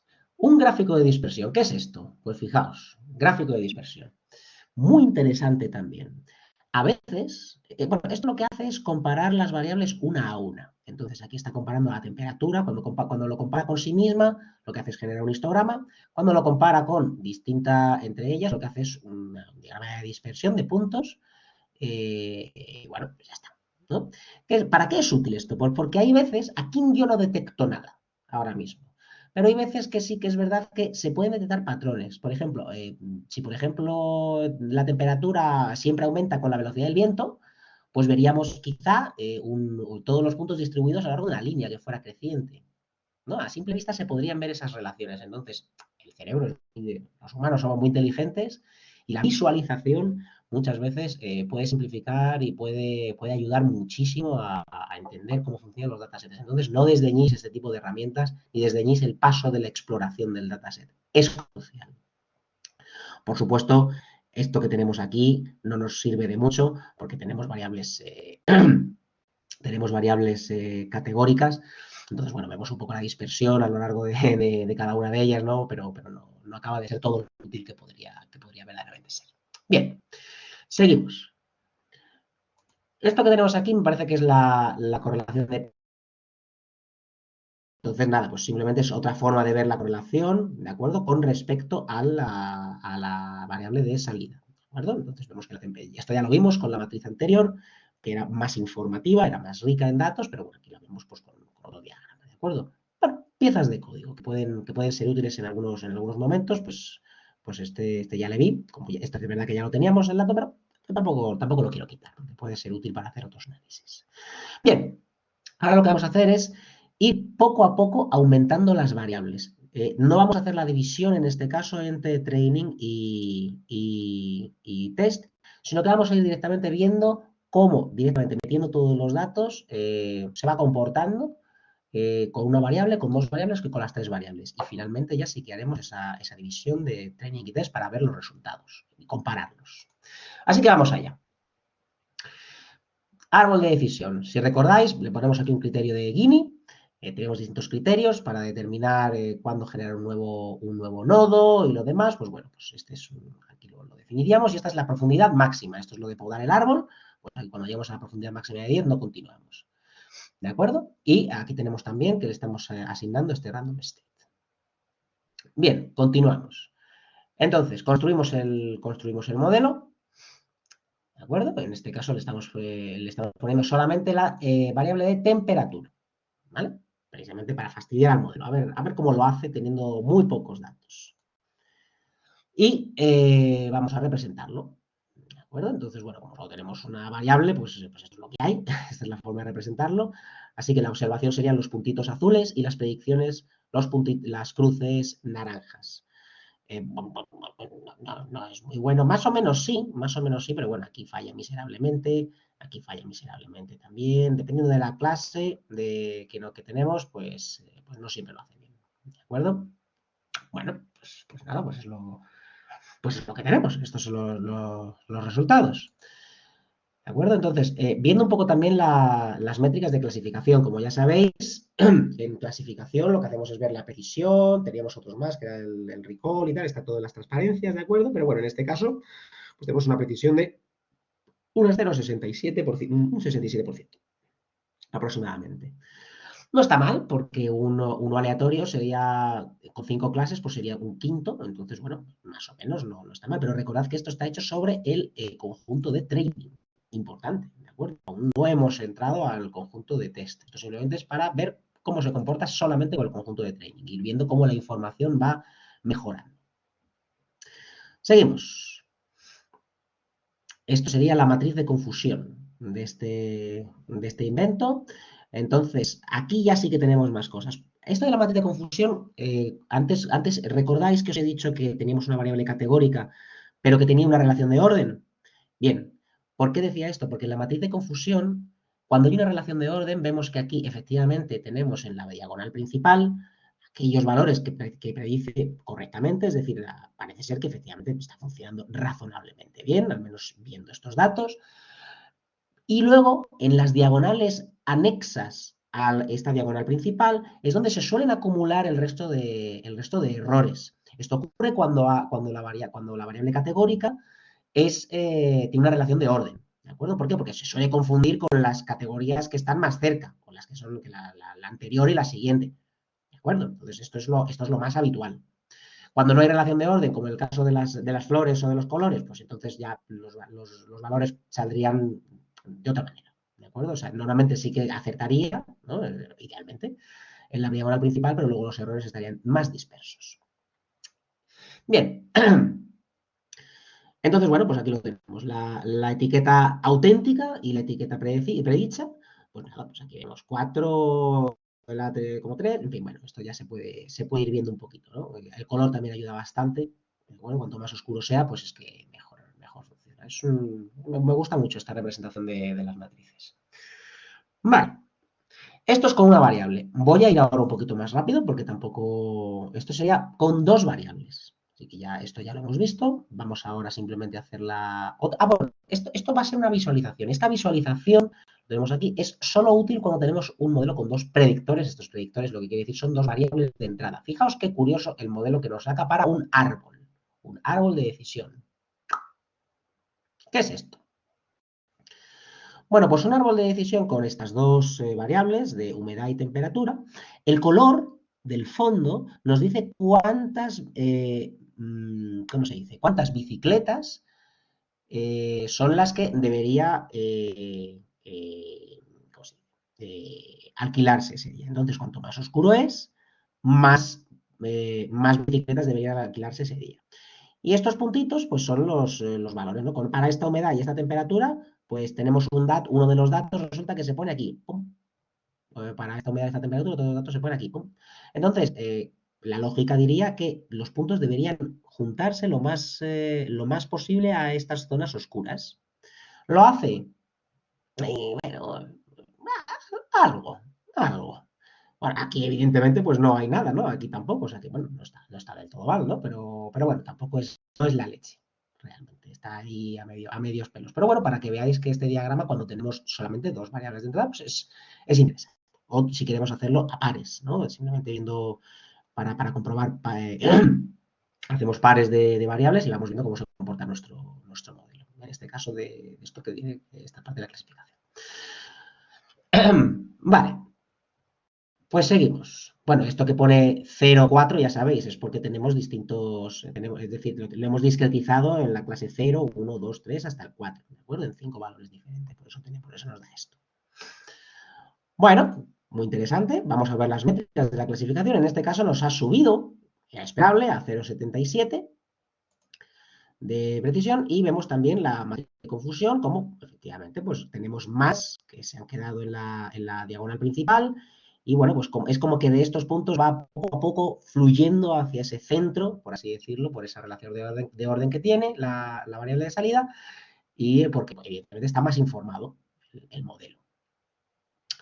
Vale, pues nada, vamos a ver cómo se comporta con tres variables, tampoco le vamos a dar más vueltas. Ajá, y tenemos algo nuevo también. Algo nuevo. Fijaos lo que nos ha dado aquí esto.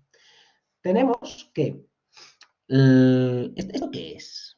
Pues esto lo que nos viene a decir es la relevancia de cada una de las características según el modelo que ha creado. Si recordáis, los árboles eran capaces de hacernos un ranking de cuáles eran las características que más aportaban a la clasificación o a la regresión, vamos, a la predicción, mejor dicho.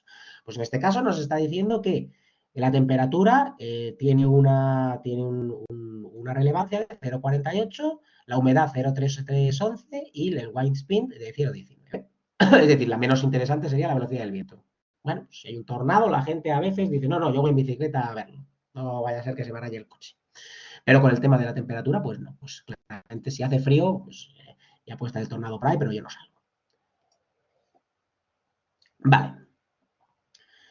Como digo, muy interesante esto. Es una característica que tienen los modelos de árboles, ¿de acuerdo? De dar este tipo de ranking.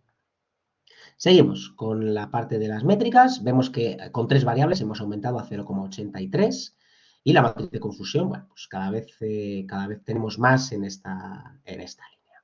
Todo esto que hemos estado haciendo ha sido en el conjunto de training.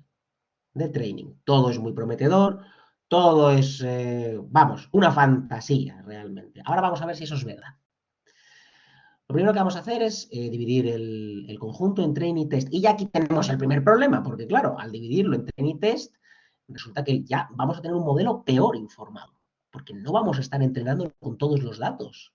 De tal manera que ya, la cosa, aquí ya tenemos un problema. ¿De acuerdo? Ahora lo que vamos a hacer es, bueno, reseteamos los índices, nunca lo olvidemos, ¿de acuerdo? Muy, muy importante. Y ahora vamos a hacer este cross-validation de nuevo, vamos a hacer un doble for y vamos a ir modificando, intentando encontrar los mejores hiperparámetros pues, con este sistema. Y bueno, pues en este caso lo que vamos a estar es cambiando, variando la parte la profundidad del árbol. Vamos a intentar encontrar cuál es la profundidad óptima del árbol. Pero esta vez, claro, vamos a estar utilizando pues eso, vamos a estar utilizando otro sistema, ¿no? Así que nada, lo ejecutamos. Creo que es rápido también, no debería acostumbrarme a pulsar play antes porque hay veces que puede llegar a tardar un minuto. Aquí ya está ejecutando. Bien, vamos a ver.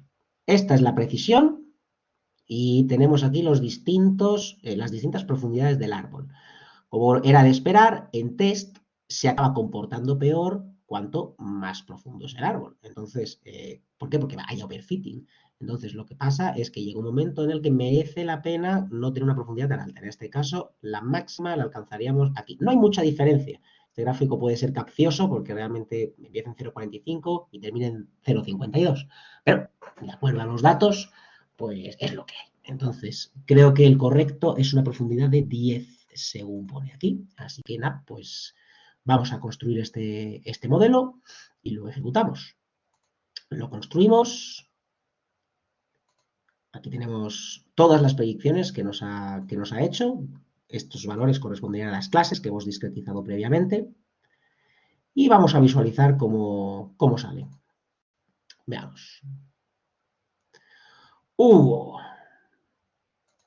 madre mía, un 38% de éxito en test. Y la matriz de confusión, un desastre. Bueno, es que esto es lo que pasa. Por eso es tan importante tener esta parte de test y training. Sí, eso es. ¿Por qué? Porque si simplemente estamos haciendo la comparación con training, todo el principio va bien. Pero si resulta que estamos utilizando, si solamente utilizamos training y luego ya nos llegan datos nuevos, nos empieza a fallar miserablemente. ¿Por qué? Pues porque son datos que nunca he entrenado.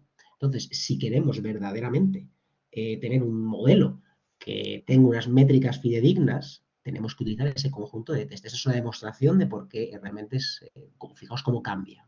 ¿De acuerdo? ¿Cómo se podría mejorar el modelo? Pues a ver, aquí es un problema muy complicado. Bueno, no es que sea muy complicado, pero sí que es verdad que le estamos poniendo muchas restricciones. La separación ya entre test y lo otro, ¿cómo se llama? Y training ya de por sí tiene menos para aprender. Entonces, claro, pues, hay algunos problemas. Encima tampoco hemos hecho una selección aleatoria homogénea, sino que hemos cogido primero unos y luego otros. Como digo, no hemos normalizado. Bueno, hay muchas cosas que se pueden hacer y se pueden mejorar. Como digo, esto queda un poco si queréis verlo, pues fantástico.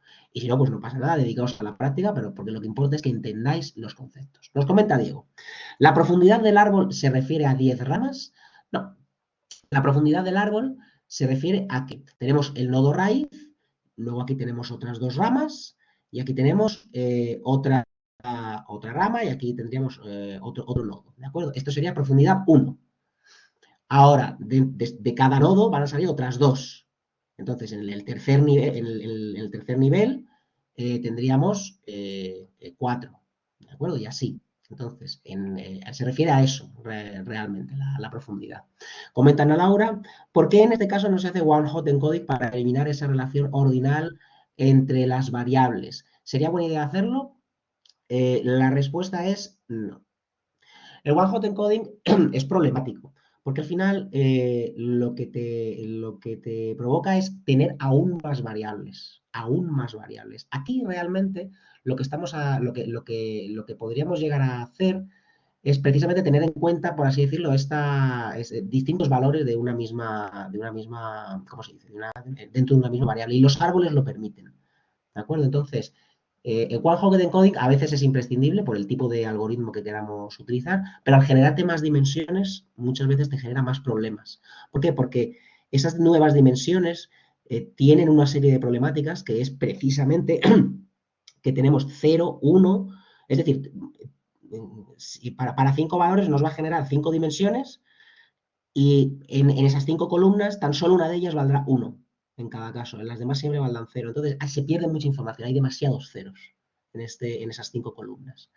Sin embargo, esa relación de orden es beneficiosa en este punto. ¿De acuerdo? En esa relación de orden es beneficiosa porque nos puede ayudar a ver un poco mejor cómo funciona la matriz de confusión. E incluso en algunos casos podemos intentar utilizar una regresión, incluso para detectarlo. Aquí lo hemos tenido en cuenta como si fuera una clase categórica. Pero si utilizamos una regresión, pues tampoco sería incorrecto porque hay una relación de orden. Sí que es verdad que se pierde un poco la cantidad, ¿no? Pues no es lo mismo. Una relación de orden que es, pues, la distancia que hay entre mi mano y el ratón, la distancia que hay desde el ratón hasta Madrid, vamos, hasta el centro de Madrid, la distancia que hay de Madrid hasta el planeta Tierra y, vamos, el planeta Tierra, hasta el centro del planeta y la distancia que hay desde la Tierra hasta el Sol. La relación de orden sería 0, 1, 2, 3, 4, 5, pero se perderían todas esas dimensiones, por así decirlo. Entonces, bueno, pues hay veces que funciona, hay veces que no, pero está más informado con relación de orden que si no la hay. ¿De acuerdo? Vale, bueno, aquí tenéis algunas referencias más que comento, es bastante interesante. Si tenéis tiempo, como digo, siempre mirad estos enlaces y esto, pues nada, vamos a ver cómo podemos mejorarlo. Hemos hecho una clasificación, pues vamos a intentar hacer un árbol, pero esta vez de regresión, sin hacer esa clasificación, ¿de acuerdo? ¿Por qué puede ser interesante hacer la discretización que hemos hecho antes? Pues porque muchas veces los modelos en general de regresión son más complicados, tienen que tener en cuenta más cosas porque están midiendo, están poniendo unos umbrales de valores, unos rangos que tienen que calcular, son más complicados. Entonces, a veces, verdaderamente, un modelo más simple, discretizado, puede funcionar mejor. No es el caso, o no tiene por qué ser el caso, en este caso, en este dataset concreto, pero bueno, podría ser uno de los motivos que nos pudieran llevar a decir, vamos a discretizar la clase, ¿de acuerdo? Pero bueno, en este caso, vamos a ver qué es lo que nos sale. No voy a intentar hacerlo rápido también. Aquí tenemos lo de las sesiones, que tengo demasiadas activas. Pues nada, finalizamos todas las sesiones y volvemos a ejecutarlo. Así que, de nuevo, tendré que cargar otra vez el dataset de las bicicletas. Vamos a ver. Veamos. Aquí está.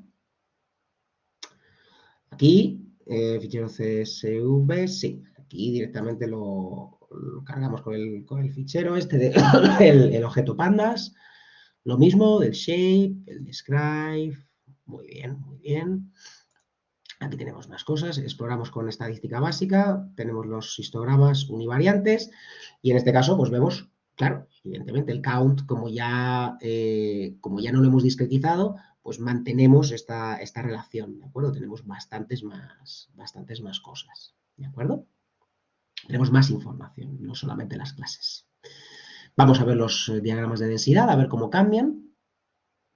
Y bueno, pues ahora sí que parece que tiene sentido. Vemos aquí que puede haber dos gaussianas en el caso del count. Estos se mantienen igual, naturalmente. Pero bueno, pues esto sería. Y vamos a ver también cómo se comportan los gráficos de dispersión. Ajá, interesante. ¿Recordáis cuando habíamos visto la correlación que había entre temperatura y el número de bicicletas alquiladas? Pues en estos gráficos sí que se ven. Cuando tenemos aquí sí que se aprecia.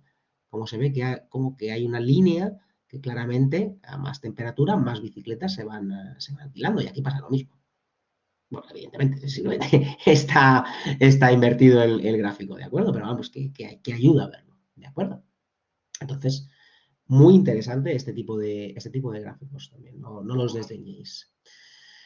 Bueno, pues nada, aquí tenemos la correlación, ¿de acuerdo? En este caso, pues sería bastante parecido. Y aquí, pues nada, vamos a ir más rápido. Tenemos el modelo de una sola variable con test.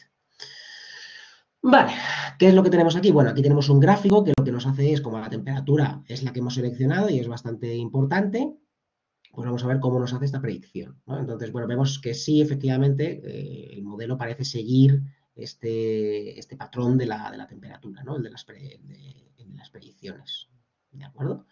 Vale, bueno, pues pues es lo que hay. Vamos a ver con dos variables, a ver cómo lo mejora, si es que lo mejora. Aquí tenemos el gráfico con dos variables. Recordad que este era el que lo cogía a pares. Bueno, pues en este caso, claro, ¿qué es lo que sucede? Que ya es más suave. Antes, como teníamos clases, eran más abruptos los cambios. Y bueno, pues vemos que aquí tenemos que parece que hay muchos puntos en esta zona. Bueno, pues puede ser que más o menos tenga algo de sentido, pero no sé, yo creo que falla bastante también. Sí que es verdad que, bueno, o sea, estas áreas muy blancas, ¿no? De bajas bicicletas, parece que sí que las detecta bien, pero bueno, yendo un poquito más a grano fino, parece que le cuesta. Este sería el árbol de decisión con dos variables. Vamos a ver el tercero. Bueno, y lógicamente también las relevancias de las características. Se sigue cumpliendo de la temperatura, humedad y velocidad del viento. De hecho, velocidad del viento todavía menos interesante y también un poco menos interesante la humedad de lo que había visto antes. Bueno, de nuevo, ahora ya vamos a ver la parametrización. Seguimos haciendo esta división discutible entre train y test por el hecho de no haberla hecho aleatoria. Y vamos a ver. De nuevo, vamos a mirar de nuevo también lo que es la profundidad del árbol. Y bueno, pues vemos que en training, ¿de acuerdo? En training podemos ver que efectivamente llega un momento en que se acaba aprendiendo perfectamente los datos. Entonces ya tiene cero de error. De tal manera que el valor óptimo, para que no haya overfitting, estará pues en torno a algo como esto. ¿De acuerdo? Lo que no nos interesa es que se aprenda, porque entonces tendremos mucho overfitting. Nos interesa que nos encuentre relaciones. Y las relaciones para que luego se puedan aplicar al conjunto de test. Entonces, este serían los más adecuados en este gráfico concreto, que como digo es lo que representa. Así que nada, vamos a hacer el análisis que hemos hecho antes de cross validation y vamos a ver pues las distintas profundidades, esta vez con el conjunto de test. Y bueno, pues como intuíamos, a más profundidad, pues resulta que acaba teniendo más error el conjunto de test. Nos interesan los que están aquí, los que están en esta zona de por ahí. Entonces el valor mínimo en este caso sería este 153, sería con 5 niveles. Pues muy bien, ¿de acuerdo? Así que nada, aquí lo construimos, nos da en este caso un error absoluto de 254 y guardamos el fichero, ¿de acuerdo? Y probamos a ver cómo ha quedado en la realidad, que es justamente lo que teníamos antes. Pues mira, en este caso vemos que los árboles son como más paramétricos así, ¿de acuerdo? Es como más todo recto. Entonces aquí tenemos bastante sesgo, ¿de acuerdo? Los árboles tienden a suavizar esto bastante. Vemos que esto lo detecta bastante bien, lo han conseguido detectar bastante bien todos los modelos. Este outlayer no, aquí sí que por algún motivo ha detectado un outlayer muy importante y ha fracasado miserablemente. No sé muy bien por qué, pero bueno, pues es lo que ha detectado. ¿De acuerdo? Entonces, bueno, pues aquí tenemos un ejemplo de cómo se comportaría con regresión en este caso. ¿De acuerdo? Y tenéis aquí las referencias también, no sé si hay algunas que son parecidas, para revisarlas. Bueno, sigo viendo, no veo que haya demasiadas preguntas todavía, así que vamos a pasar ya a la parte de conjuntos de modelos, que también tiene relación con los árboles. En teoría, los conjuntos de modelos deberían funcionar mejor. Ya lo estuvimos viendo, que un conjunto de modelos lo que hace es, eh, con distintas estrategias, pues coger distintos árboles pequeñitos, subóptimos, que en principio funcionan bastante mal, pero que sin embargo, pues con los sistemas de votaciones, con los sistemas de medias, en el caso de regresión y demás, pues acaban consiguiendo mejores resultados. Entonces, entre ellos se encuentra el famosísimo Random Forest, que es como el estándar de facto directamente. Bueno, sacas un Random Forest y ya parece que te va a predecir el número de la lotería, pues ahí está. ¿De acuerdo? Entonces, nada, vamos a cargar los datos. En este caso, como digo, seguimos con la parte de regresión, ya no vamos a hacer la clasificación para este dataset y vamos a utilizar modelos de conjuntos de modelos para que tengáis ejemplos para poderlos aplicar en vuestras prácticas y en vuestro trabajo. Así que vamos a ver qué nos ofrece este otro cuaderno. Ya lo tenemos cargado. Cargamos el data frame, de nuevo lo mismo, ¿de acuerdo? Y en este caso vamos a hacer algo diferente. Bueno, aquí tenemos una función que puede que os sea útil, puede que os interese. En este caso, esta función lo que hace es separarnos las cosas en dos partes, ¿de acuerdo? Hemos dividido entre train y test de la misma manera y lo que hemos hecho ha sido de la parte de train cuáles son los últimos y de la parte de test cuáles son los primeros para ver cómo encaja, ¿de acuerdo? En qué parte está la subdivisión. Bueno, esto ya lo habíamos explicado antes, pero sí que es interesante ver cómo esta función pues, nos pone dos tablas, una junto a la otra, pues nos puede facilitar la vida. ¿De acuerdo? Una pieza de código que puede que sea útil en algún momento. Reiniciamos el índice para evitar problemas con la variación cruzada y vamos a graficar estos datos. Vale, tenemos tres coordenadas, ¿de acuerdo? Vamos, tenemos tres variables y aquí en este gráfico 3D, digamos que se nos situarían los puntos, ¿de acuerdo? Los puntos de dónde estaría cada uno de los ejemplos que tenemos. Bueno, pues uno de los gráficos en 3D. Más tarde veremos también otros gráficos en 3D. El 3D el problema que tiene es que depende de la orientación, evidentemente. Aquí yo no acabo de ver nada. Pero después vamos a ver algunos ejemplos que son dinámicos, que os permiten jugar y, bueno, pues permiten visualizar las cosas. Muy útiles también. Vale, vamos a ver la parametrización. Aquí, la parte del cross-validation, vamos a hacer algo un poquito más sofisticado, que es un time series split, ¿de acuerdo? Si queréis un poquito más de información, lo seguís aquí, ¿de acuerdo? Entonces, ya de entrada, el cross-validation lo estamos haciendo de manera un poquito más organizada. En principio, a lo mejor en este caso concreto ni siquiera sería óptimo, ¿no? Pero sí que es verdad que, bueno, pues si tenemos una serie temporal, o sea, es un problema temporal, pues aplicar algo como esto puede ser interesante. Entonces, bueno, pues esto hace esas divisiones, ¿de acuerdo? Teniendo en cuenta esas series temporales. Y vamos a hacer este random forest. Así que nada, aquí tenéis el código. Vamos a hacer de nuevo esa cross validation. Y en este caso lo que vamos a hacer es ver la cantidad de árboles o subárboles de los cuales va a constar ese conjunto de modelos. Entonces vamos a ir primero con 2, 4, 8, 16, 32, 64. Ya sabéis que esta es una de las estrategias que se solía hacer para no tardar mucho. Un poco grosso modo, ¿de acuerdo? Hay otras estrategias mejores, bueno, más interesantes que podemos seguir viendo después con Randomized Search, pero bueno, como digo, eso lo dejamos para la última parte de la asignatura. El caso, que vamos a ver qué es lo que nos sale aquí, con las distintas que nos ha calculado. Entonces, con 2, 4, 8, 16, 32, 64, nos saca estos modelos con estos errores que tenemos aquí en Train. Vale, pues en principio el mejor sería este de aquí, que entiendo que es el 16. Vale, pues ya está, pues construimos el modelo. Bueno, efectivamente, el 16 estimado, cuando pone estimadores se está refiriendo a los árboles. ¿De acuerdo? Ahí ya sabéis que hay veces que el vocabulario confunde un poco. Vale, pues 16 subárboles tendría este conjunto de modelos de nuestro random forest y pues nada, pues ahora ya que tenemos estos valores calculados, después de haber hecho esta pequeña optimización de parámetros, pues vamos a construir el modelo. Y lo evaluamos también con test. El error que nos da son 233. Tampoco acaba de mejorar demasiado, probablemente por todos los problemas que hemos tenido antes, que estábamos comentando, ¿no? No normalizar, el tema de que la propia división que hemos hecho que es discutible y demás.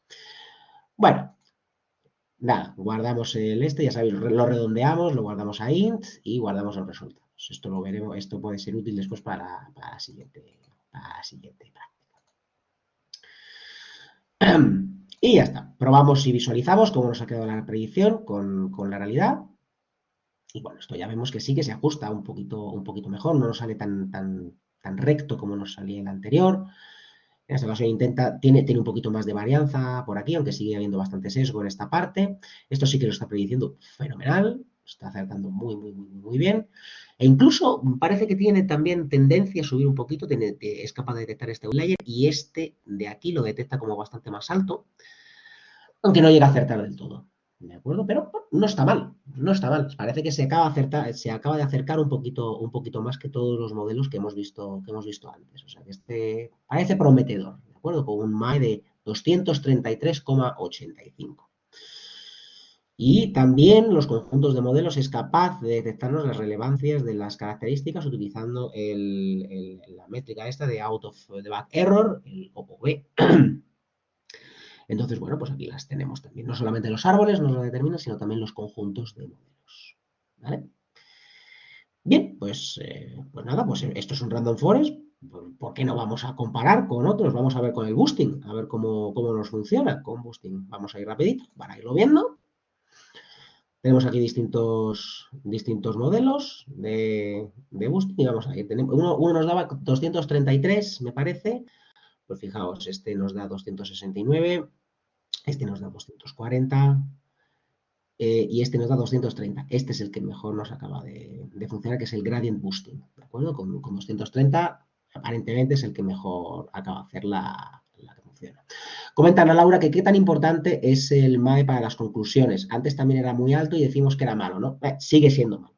Sí, sigue siendo malo. Lo que quiero decir es que es un poco mejor, es decir, es mejor que los modelos anteriores que hemos hecho, pero sigue siendo un poco flojo. La cuestión es, este MAE es útil para la persona, es útil para la empresa. De un error de 230 es aceptable, pues depende de cómo, del caso. Entonces, si hay días que resulta, es lo que he comentado antes, ¿no? Si resulta que hay días que tienes 1500 estas, pues si eres capaz de predecirlo con un error de 230 de media, pues bueno, lo que pasa es que aquí sabemos que como tiene tanto sesgo, el error va a ser mayor en estos casos. Entonces, bueno, depende.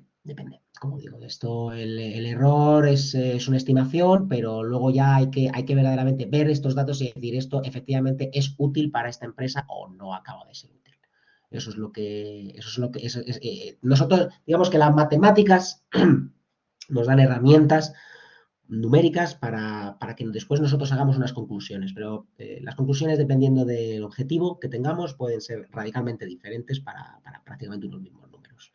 Entonces, como digo, todo depende un poco del objetivo y de otras cosas. Comenta Gabriel, si quitáramos el outlier ese o lo suavizáramos, igual el MAE mejoraría mucho. La respuesta es probablemente. La respuesta es probablemente. O a lo mejor no, a lo mejor resulta que este outlier no tiene tanta importancia con respecto al resto de las predicciones que hace. ¿De acuerdo? Al final esto solamente aporta un poquito, sí que mejoraría el MAE, evidentemente, pero no sé hasta qué grado verdaderamente acabaría mejorando tanto, porque tan solo es esta aportación. El resto pues, seguiría fallando igual o a lo mejor mejoraría un pelín, pero no tanto. Entonces, depende. Sí que es cierto que quitar outliers, que es algo que deberéis hacer en general en ambas prácticas, pero sobre todo en la segunda, pues es algo que merece la pena. ¿De acuerdo? Es algo que me acaba mereciendo la pena porque dependiendo del caso, hay veces que no, hay veces que resulta que lo que quieres son detectar los picos, precisamente. Entonces tú necesitas esos outliers. No los puedes quitar, porque entonces te queda un modelo que es lo normal, ¿no? Pero en este tipo de modelos probablemente quitar en el caso de las bicicletas, sí que merezca. Entonces es una sugerencia que comentas, Gabriel. Bueno, pues este serían los conjuntos de modelos. Yo estoy bastante contento porque vamos bien de tiempo, vamos a poder salir antes y yo voy a poder tomarme un poco de leche con miel. Porque lo estoy ya, me está doliendo la garganta un montón. Venga, vamos con el último, que este ya sería el de máquinas de vectores de soporte. Me gustan mucho los gráficos de este cuaderno de la máquina de vectores de soporte. Entonces, ya nos ha de bicicletas, ya me he cansado de las bicicletas, se acerca el invierno, no vamos a andar con más bicicletas. Ahora vamos a ver dos cosas. Creo que el primero es un dataset, bueno, no me acuerdo, vamos a verlo, vamos a ir poco a poco porque no me acuerdo exactamente, pero sí, creo que, no, sí, el primer dataset es sintético y el segundo son las caras de unos políticos. Así que vamos a ver. Bueno, lo primero que hacemos es cargar nuestras cosas, hacemos los imports, efectivamente, el conjunto de datos sintético. Vamos a crear este conjunto de datos. Muy bien, pues tenemos estos datos de aquí arriba, que serían de una clase, un rojo, y estos datos de aquí abajo, que serían de la clase amarillo. Pues muy bien, vamos a ver. Si recordáis cómo funcionaban las máquinas de vectores de soporte, fundamentalmente lo que hacían era encontrar el mejor separador lineal entre vamos, de un dataset. Entonces, básicamente, en este caso, lo que haría sería encontrar una línea, que estaría por aquí, que separase todo esto con un máximo margen. Ahora lo vamos a ver un poco más detalle, pero para que lo recordéis. De tal manera que esta línea, pues nada, si nos cae un nuevo ejemplo que aparecería por aquí, pues lo predeciría como rojo, y si nos cae otro aquí, nos lo predeciría como amarillo. En este caso no va a haber ninguna duda porque lo va a predecir perfecto. Claramente la separación lineal es ideal. En la realidad, desgraciadamente, dista mucho de esto, óptimo, pero bueno, hay que lidiar con esto. Es nuestro trabajo como ingenieros de datos.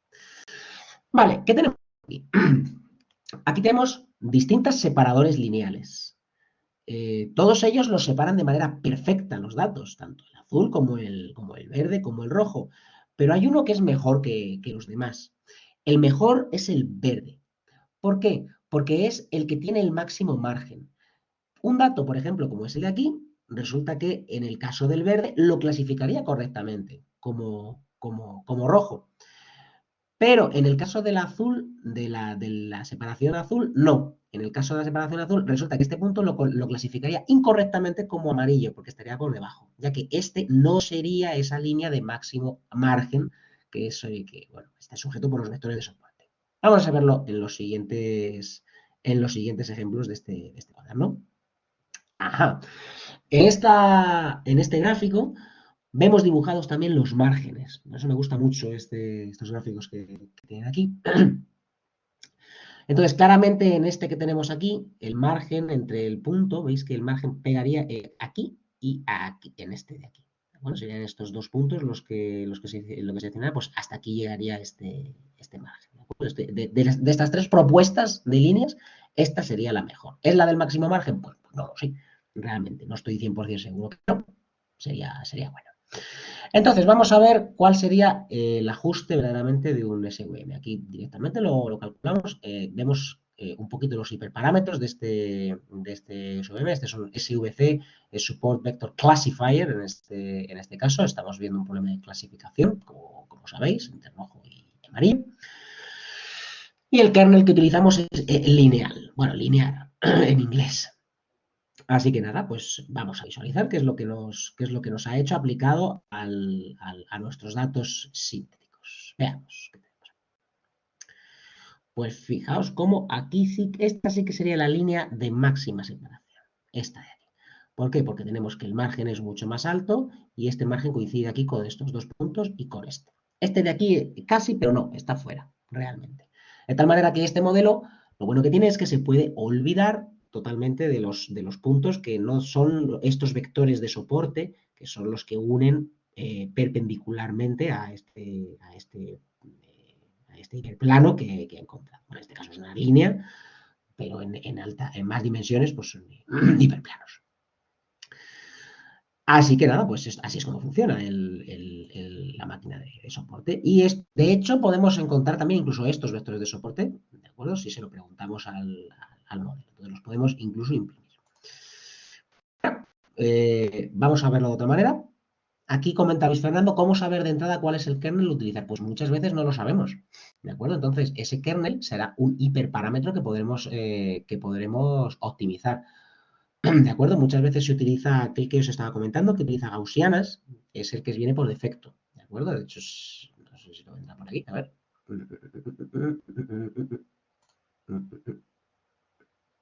Venga. Ajá.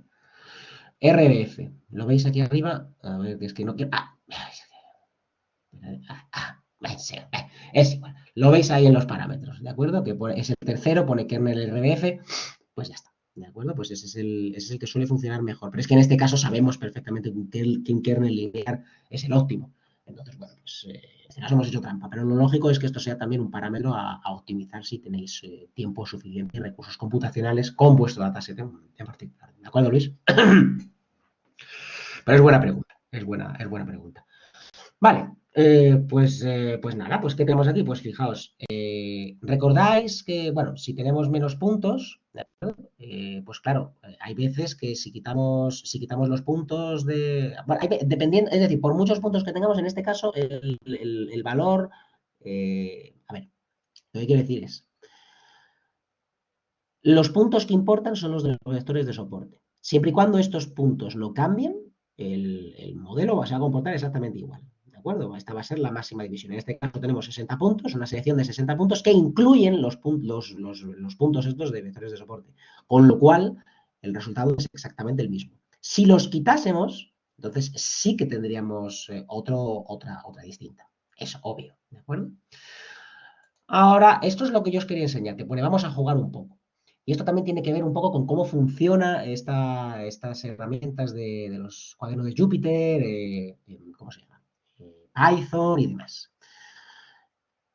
Esto de Interact nos permite tener aquí esto, el código programado de esta manera y tal, y cambiándolo, ¿veis? Nos genera distintos. En este caso, vale, pues no ha sido tan espectacular como esperaba, porque han debido actualizar la manera en la que se cogen estos gráficos. Ya lo modificaré, ¿de acuerdo? Antes directamente me volví a sobreescribir ahora ya me lo imprime a posteriori, ¿de acuerdo? Pero bueno, la idea es esa, ¿de acuerdo? Que directamente seleccionando distintos, pues podemos ir viendo cómo acaba funcionando, ¿vale? Entonces, con pocos puntos vemos cómo el método de soporte es muy distinto y cuando le metemos muchos más, pues vemos que se mantiene, ¿de acuerdo? A ver si ponemos otro, no con 170, sino con 140. Nos vamos abajo, vemos que es exactamente el mismo, ¿de acuerdo? Cambia un poquito la dimensión del gráfico, entiendo, pero el resto es igual. Creo que, igual no, igual ha cambiado. Igual justamente he cogido un ejemplo que ha cambiado porque igual ha cogido este. No, este no. No lo sé. Bueno, el caso es que como que si coge los mismos, no hay ningún problema. Eso es lo que quería decir. Siempre lo mantiene. Vale. Entonces, a colación de lo que comentaba Luis Fernando, ¿qué pasa si los datos no fueran linealmente separables? Voy a encender un momento la luz porque aquí ya se ha anochecido.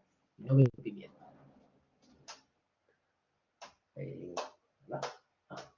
Ya está. Vale. A ver. Pues nada, pues entonces, si no fueran linealmente separables, tendríamos que hacer otra cosa. Aquí, por ejemplo, nos hemos creado otro dataset sintético en cuyos datos no son separables. Entonces, si intentamos crear un support con un kernel lineal, que es lo que hemos hecho aquí, pues lo hace fatal, porque lógicamente esto no es linealmente separable.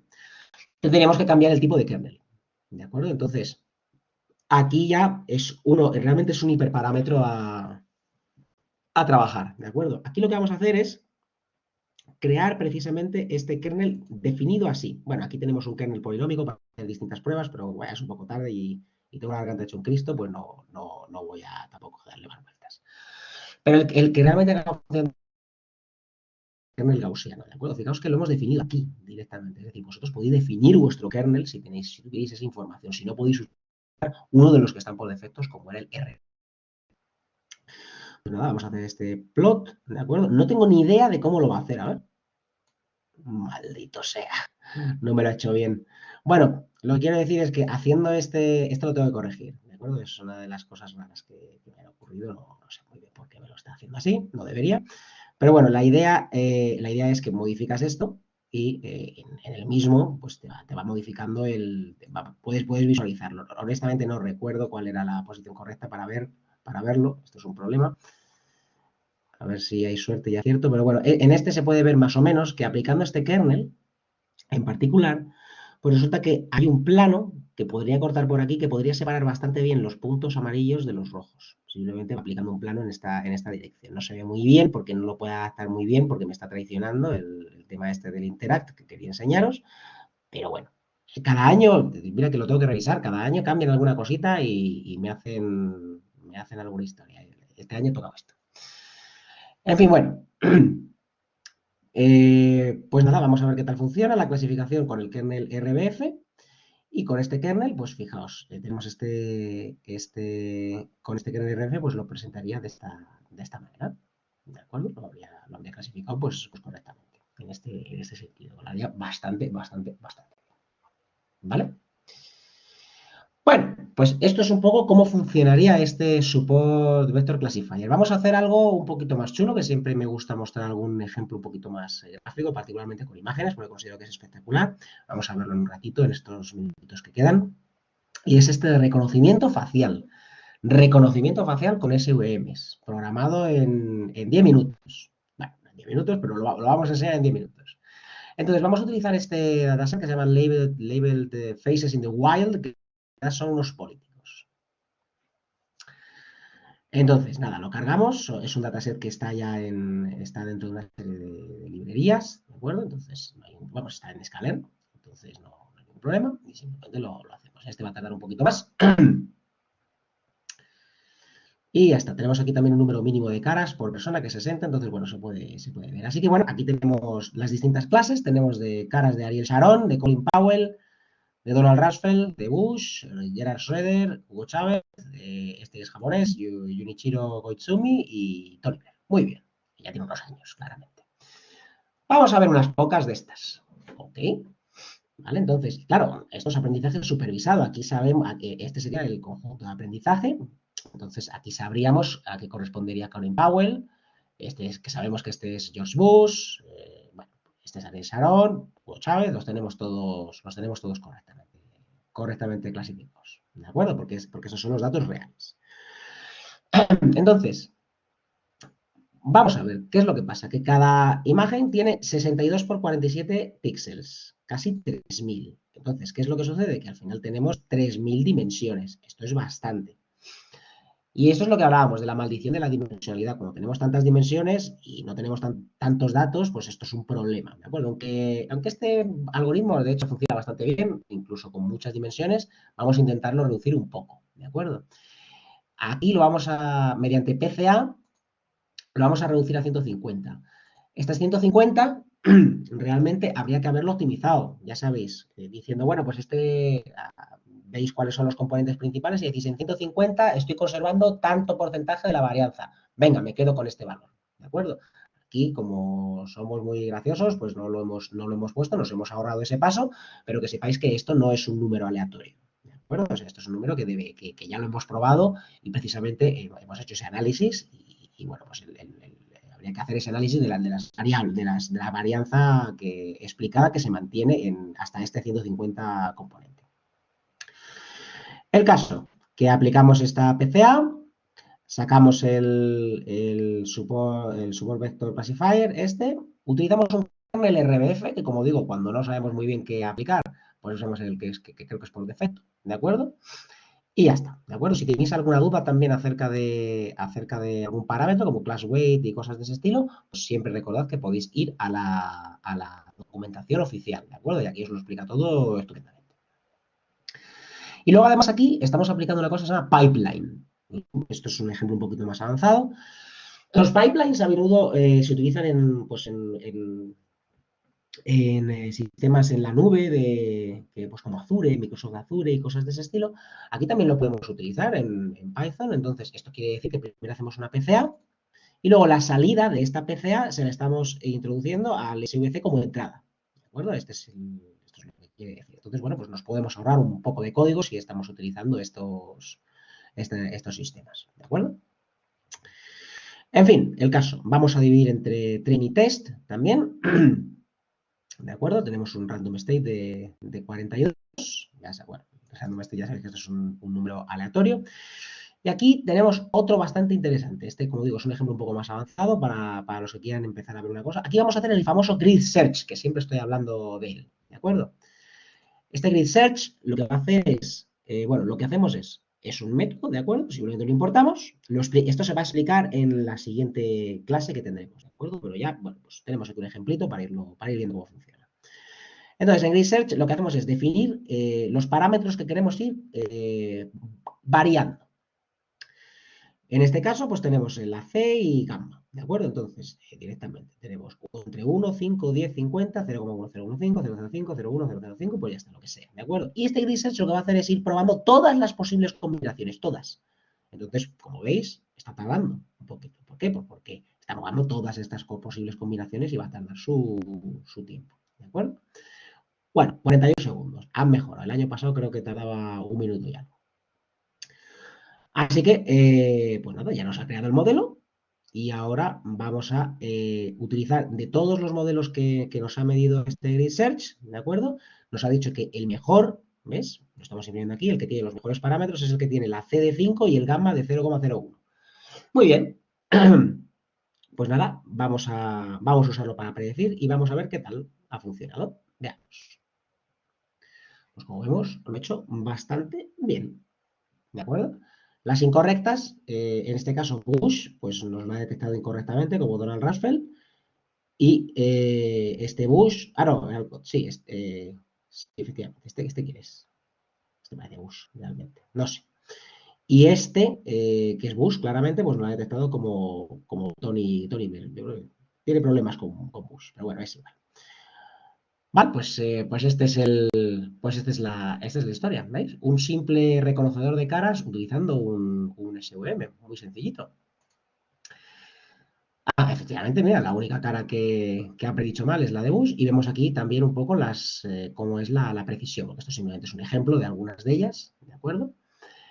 La precisión, pues al final, pues mira, un 82% que no está nada mal, ¿de acuerdo? Vamos, depende como digo, depende del objetivo, pero así a priori, para hacer algo rápido, pues no está, es bastante interesante. Y aquí podemos ver también la matriz de confusión. Y como veis, como aquí no hay una relación de orden, pues los errores no tienen por qué acumularse en estas diagonales cercanas a la central, sino que están más dispersos en este caso. Entonces, bueno, pues sí, efectivamente, ahí con Bush tiene unos cuantos problemas, confunde con Colin Powell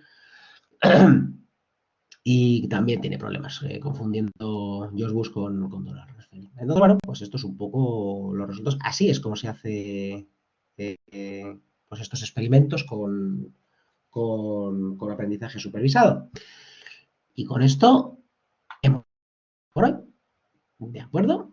Así que nada más, en principio, ya con esto hemos visto toda la parte ¿cómo se llama? De los dos primeros bloques ya han quedado terminados. Entonces, la segunda práctica va a ir precisamente, sucede que no la voy a explicar todavía. No la voy a explicar todavía, ¿por qué? Porque todavía queda la parte de optimización de hiperparámetros que lo necesitaréis. Del mismo modo que también quiero que os intentéis centrar en esa práctica uno en vistas de la entrega adelantada que tendremos el domingo de la próxima semana. Vale, pues, no, pues nada más. La siguiente clase creo que es el próximo lunes, si no recuerdo mal. Vamos a mirarlo. Calendario. Efectivamente. La siguiente clase es el próximo lunes, así que nada, os espero a todos allí. Y nada, que os vaya muy bien el fin de semana. Aquí en España tenemos un puente. De hecho, hoy es festivo en Leganés, que es donde estoy yo, que es San Nicasio. Así que nada, chicos, que vaya muy bien y disfrutad de estos días, ¿de acuerdo? Y del día de la Hispanidad también. Así que, chicos, nos vemos. Hasta luego. Gracias, Ana. A ver si es verdad que me puedo mejorar. Sí, sí. Chao, chao. Gracias, chicos. Hasta luego.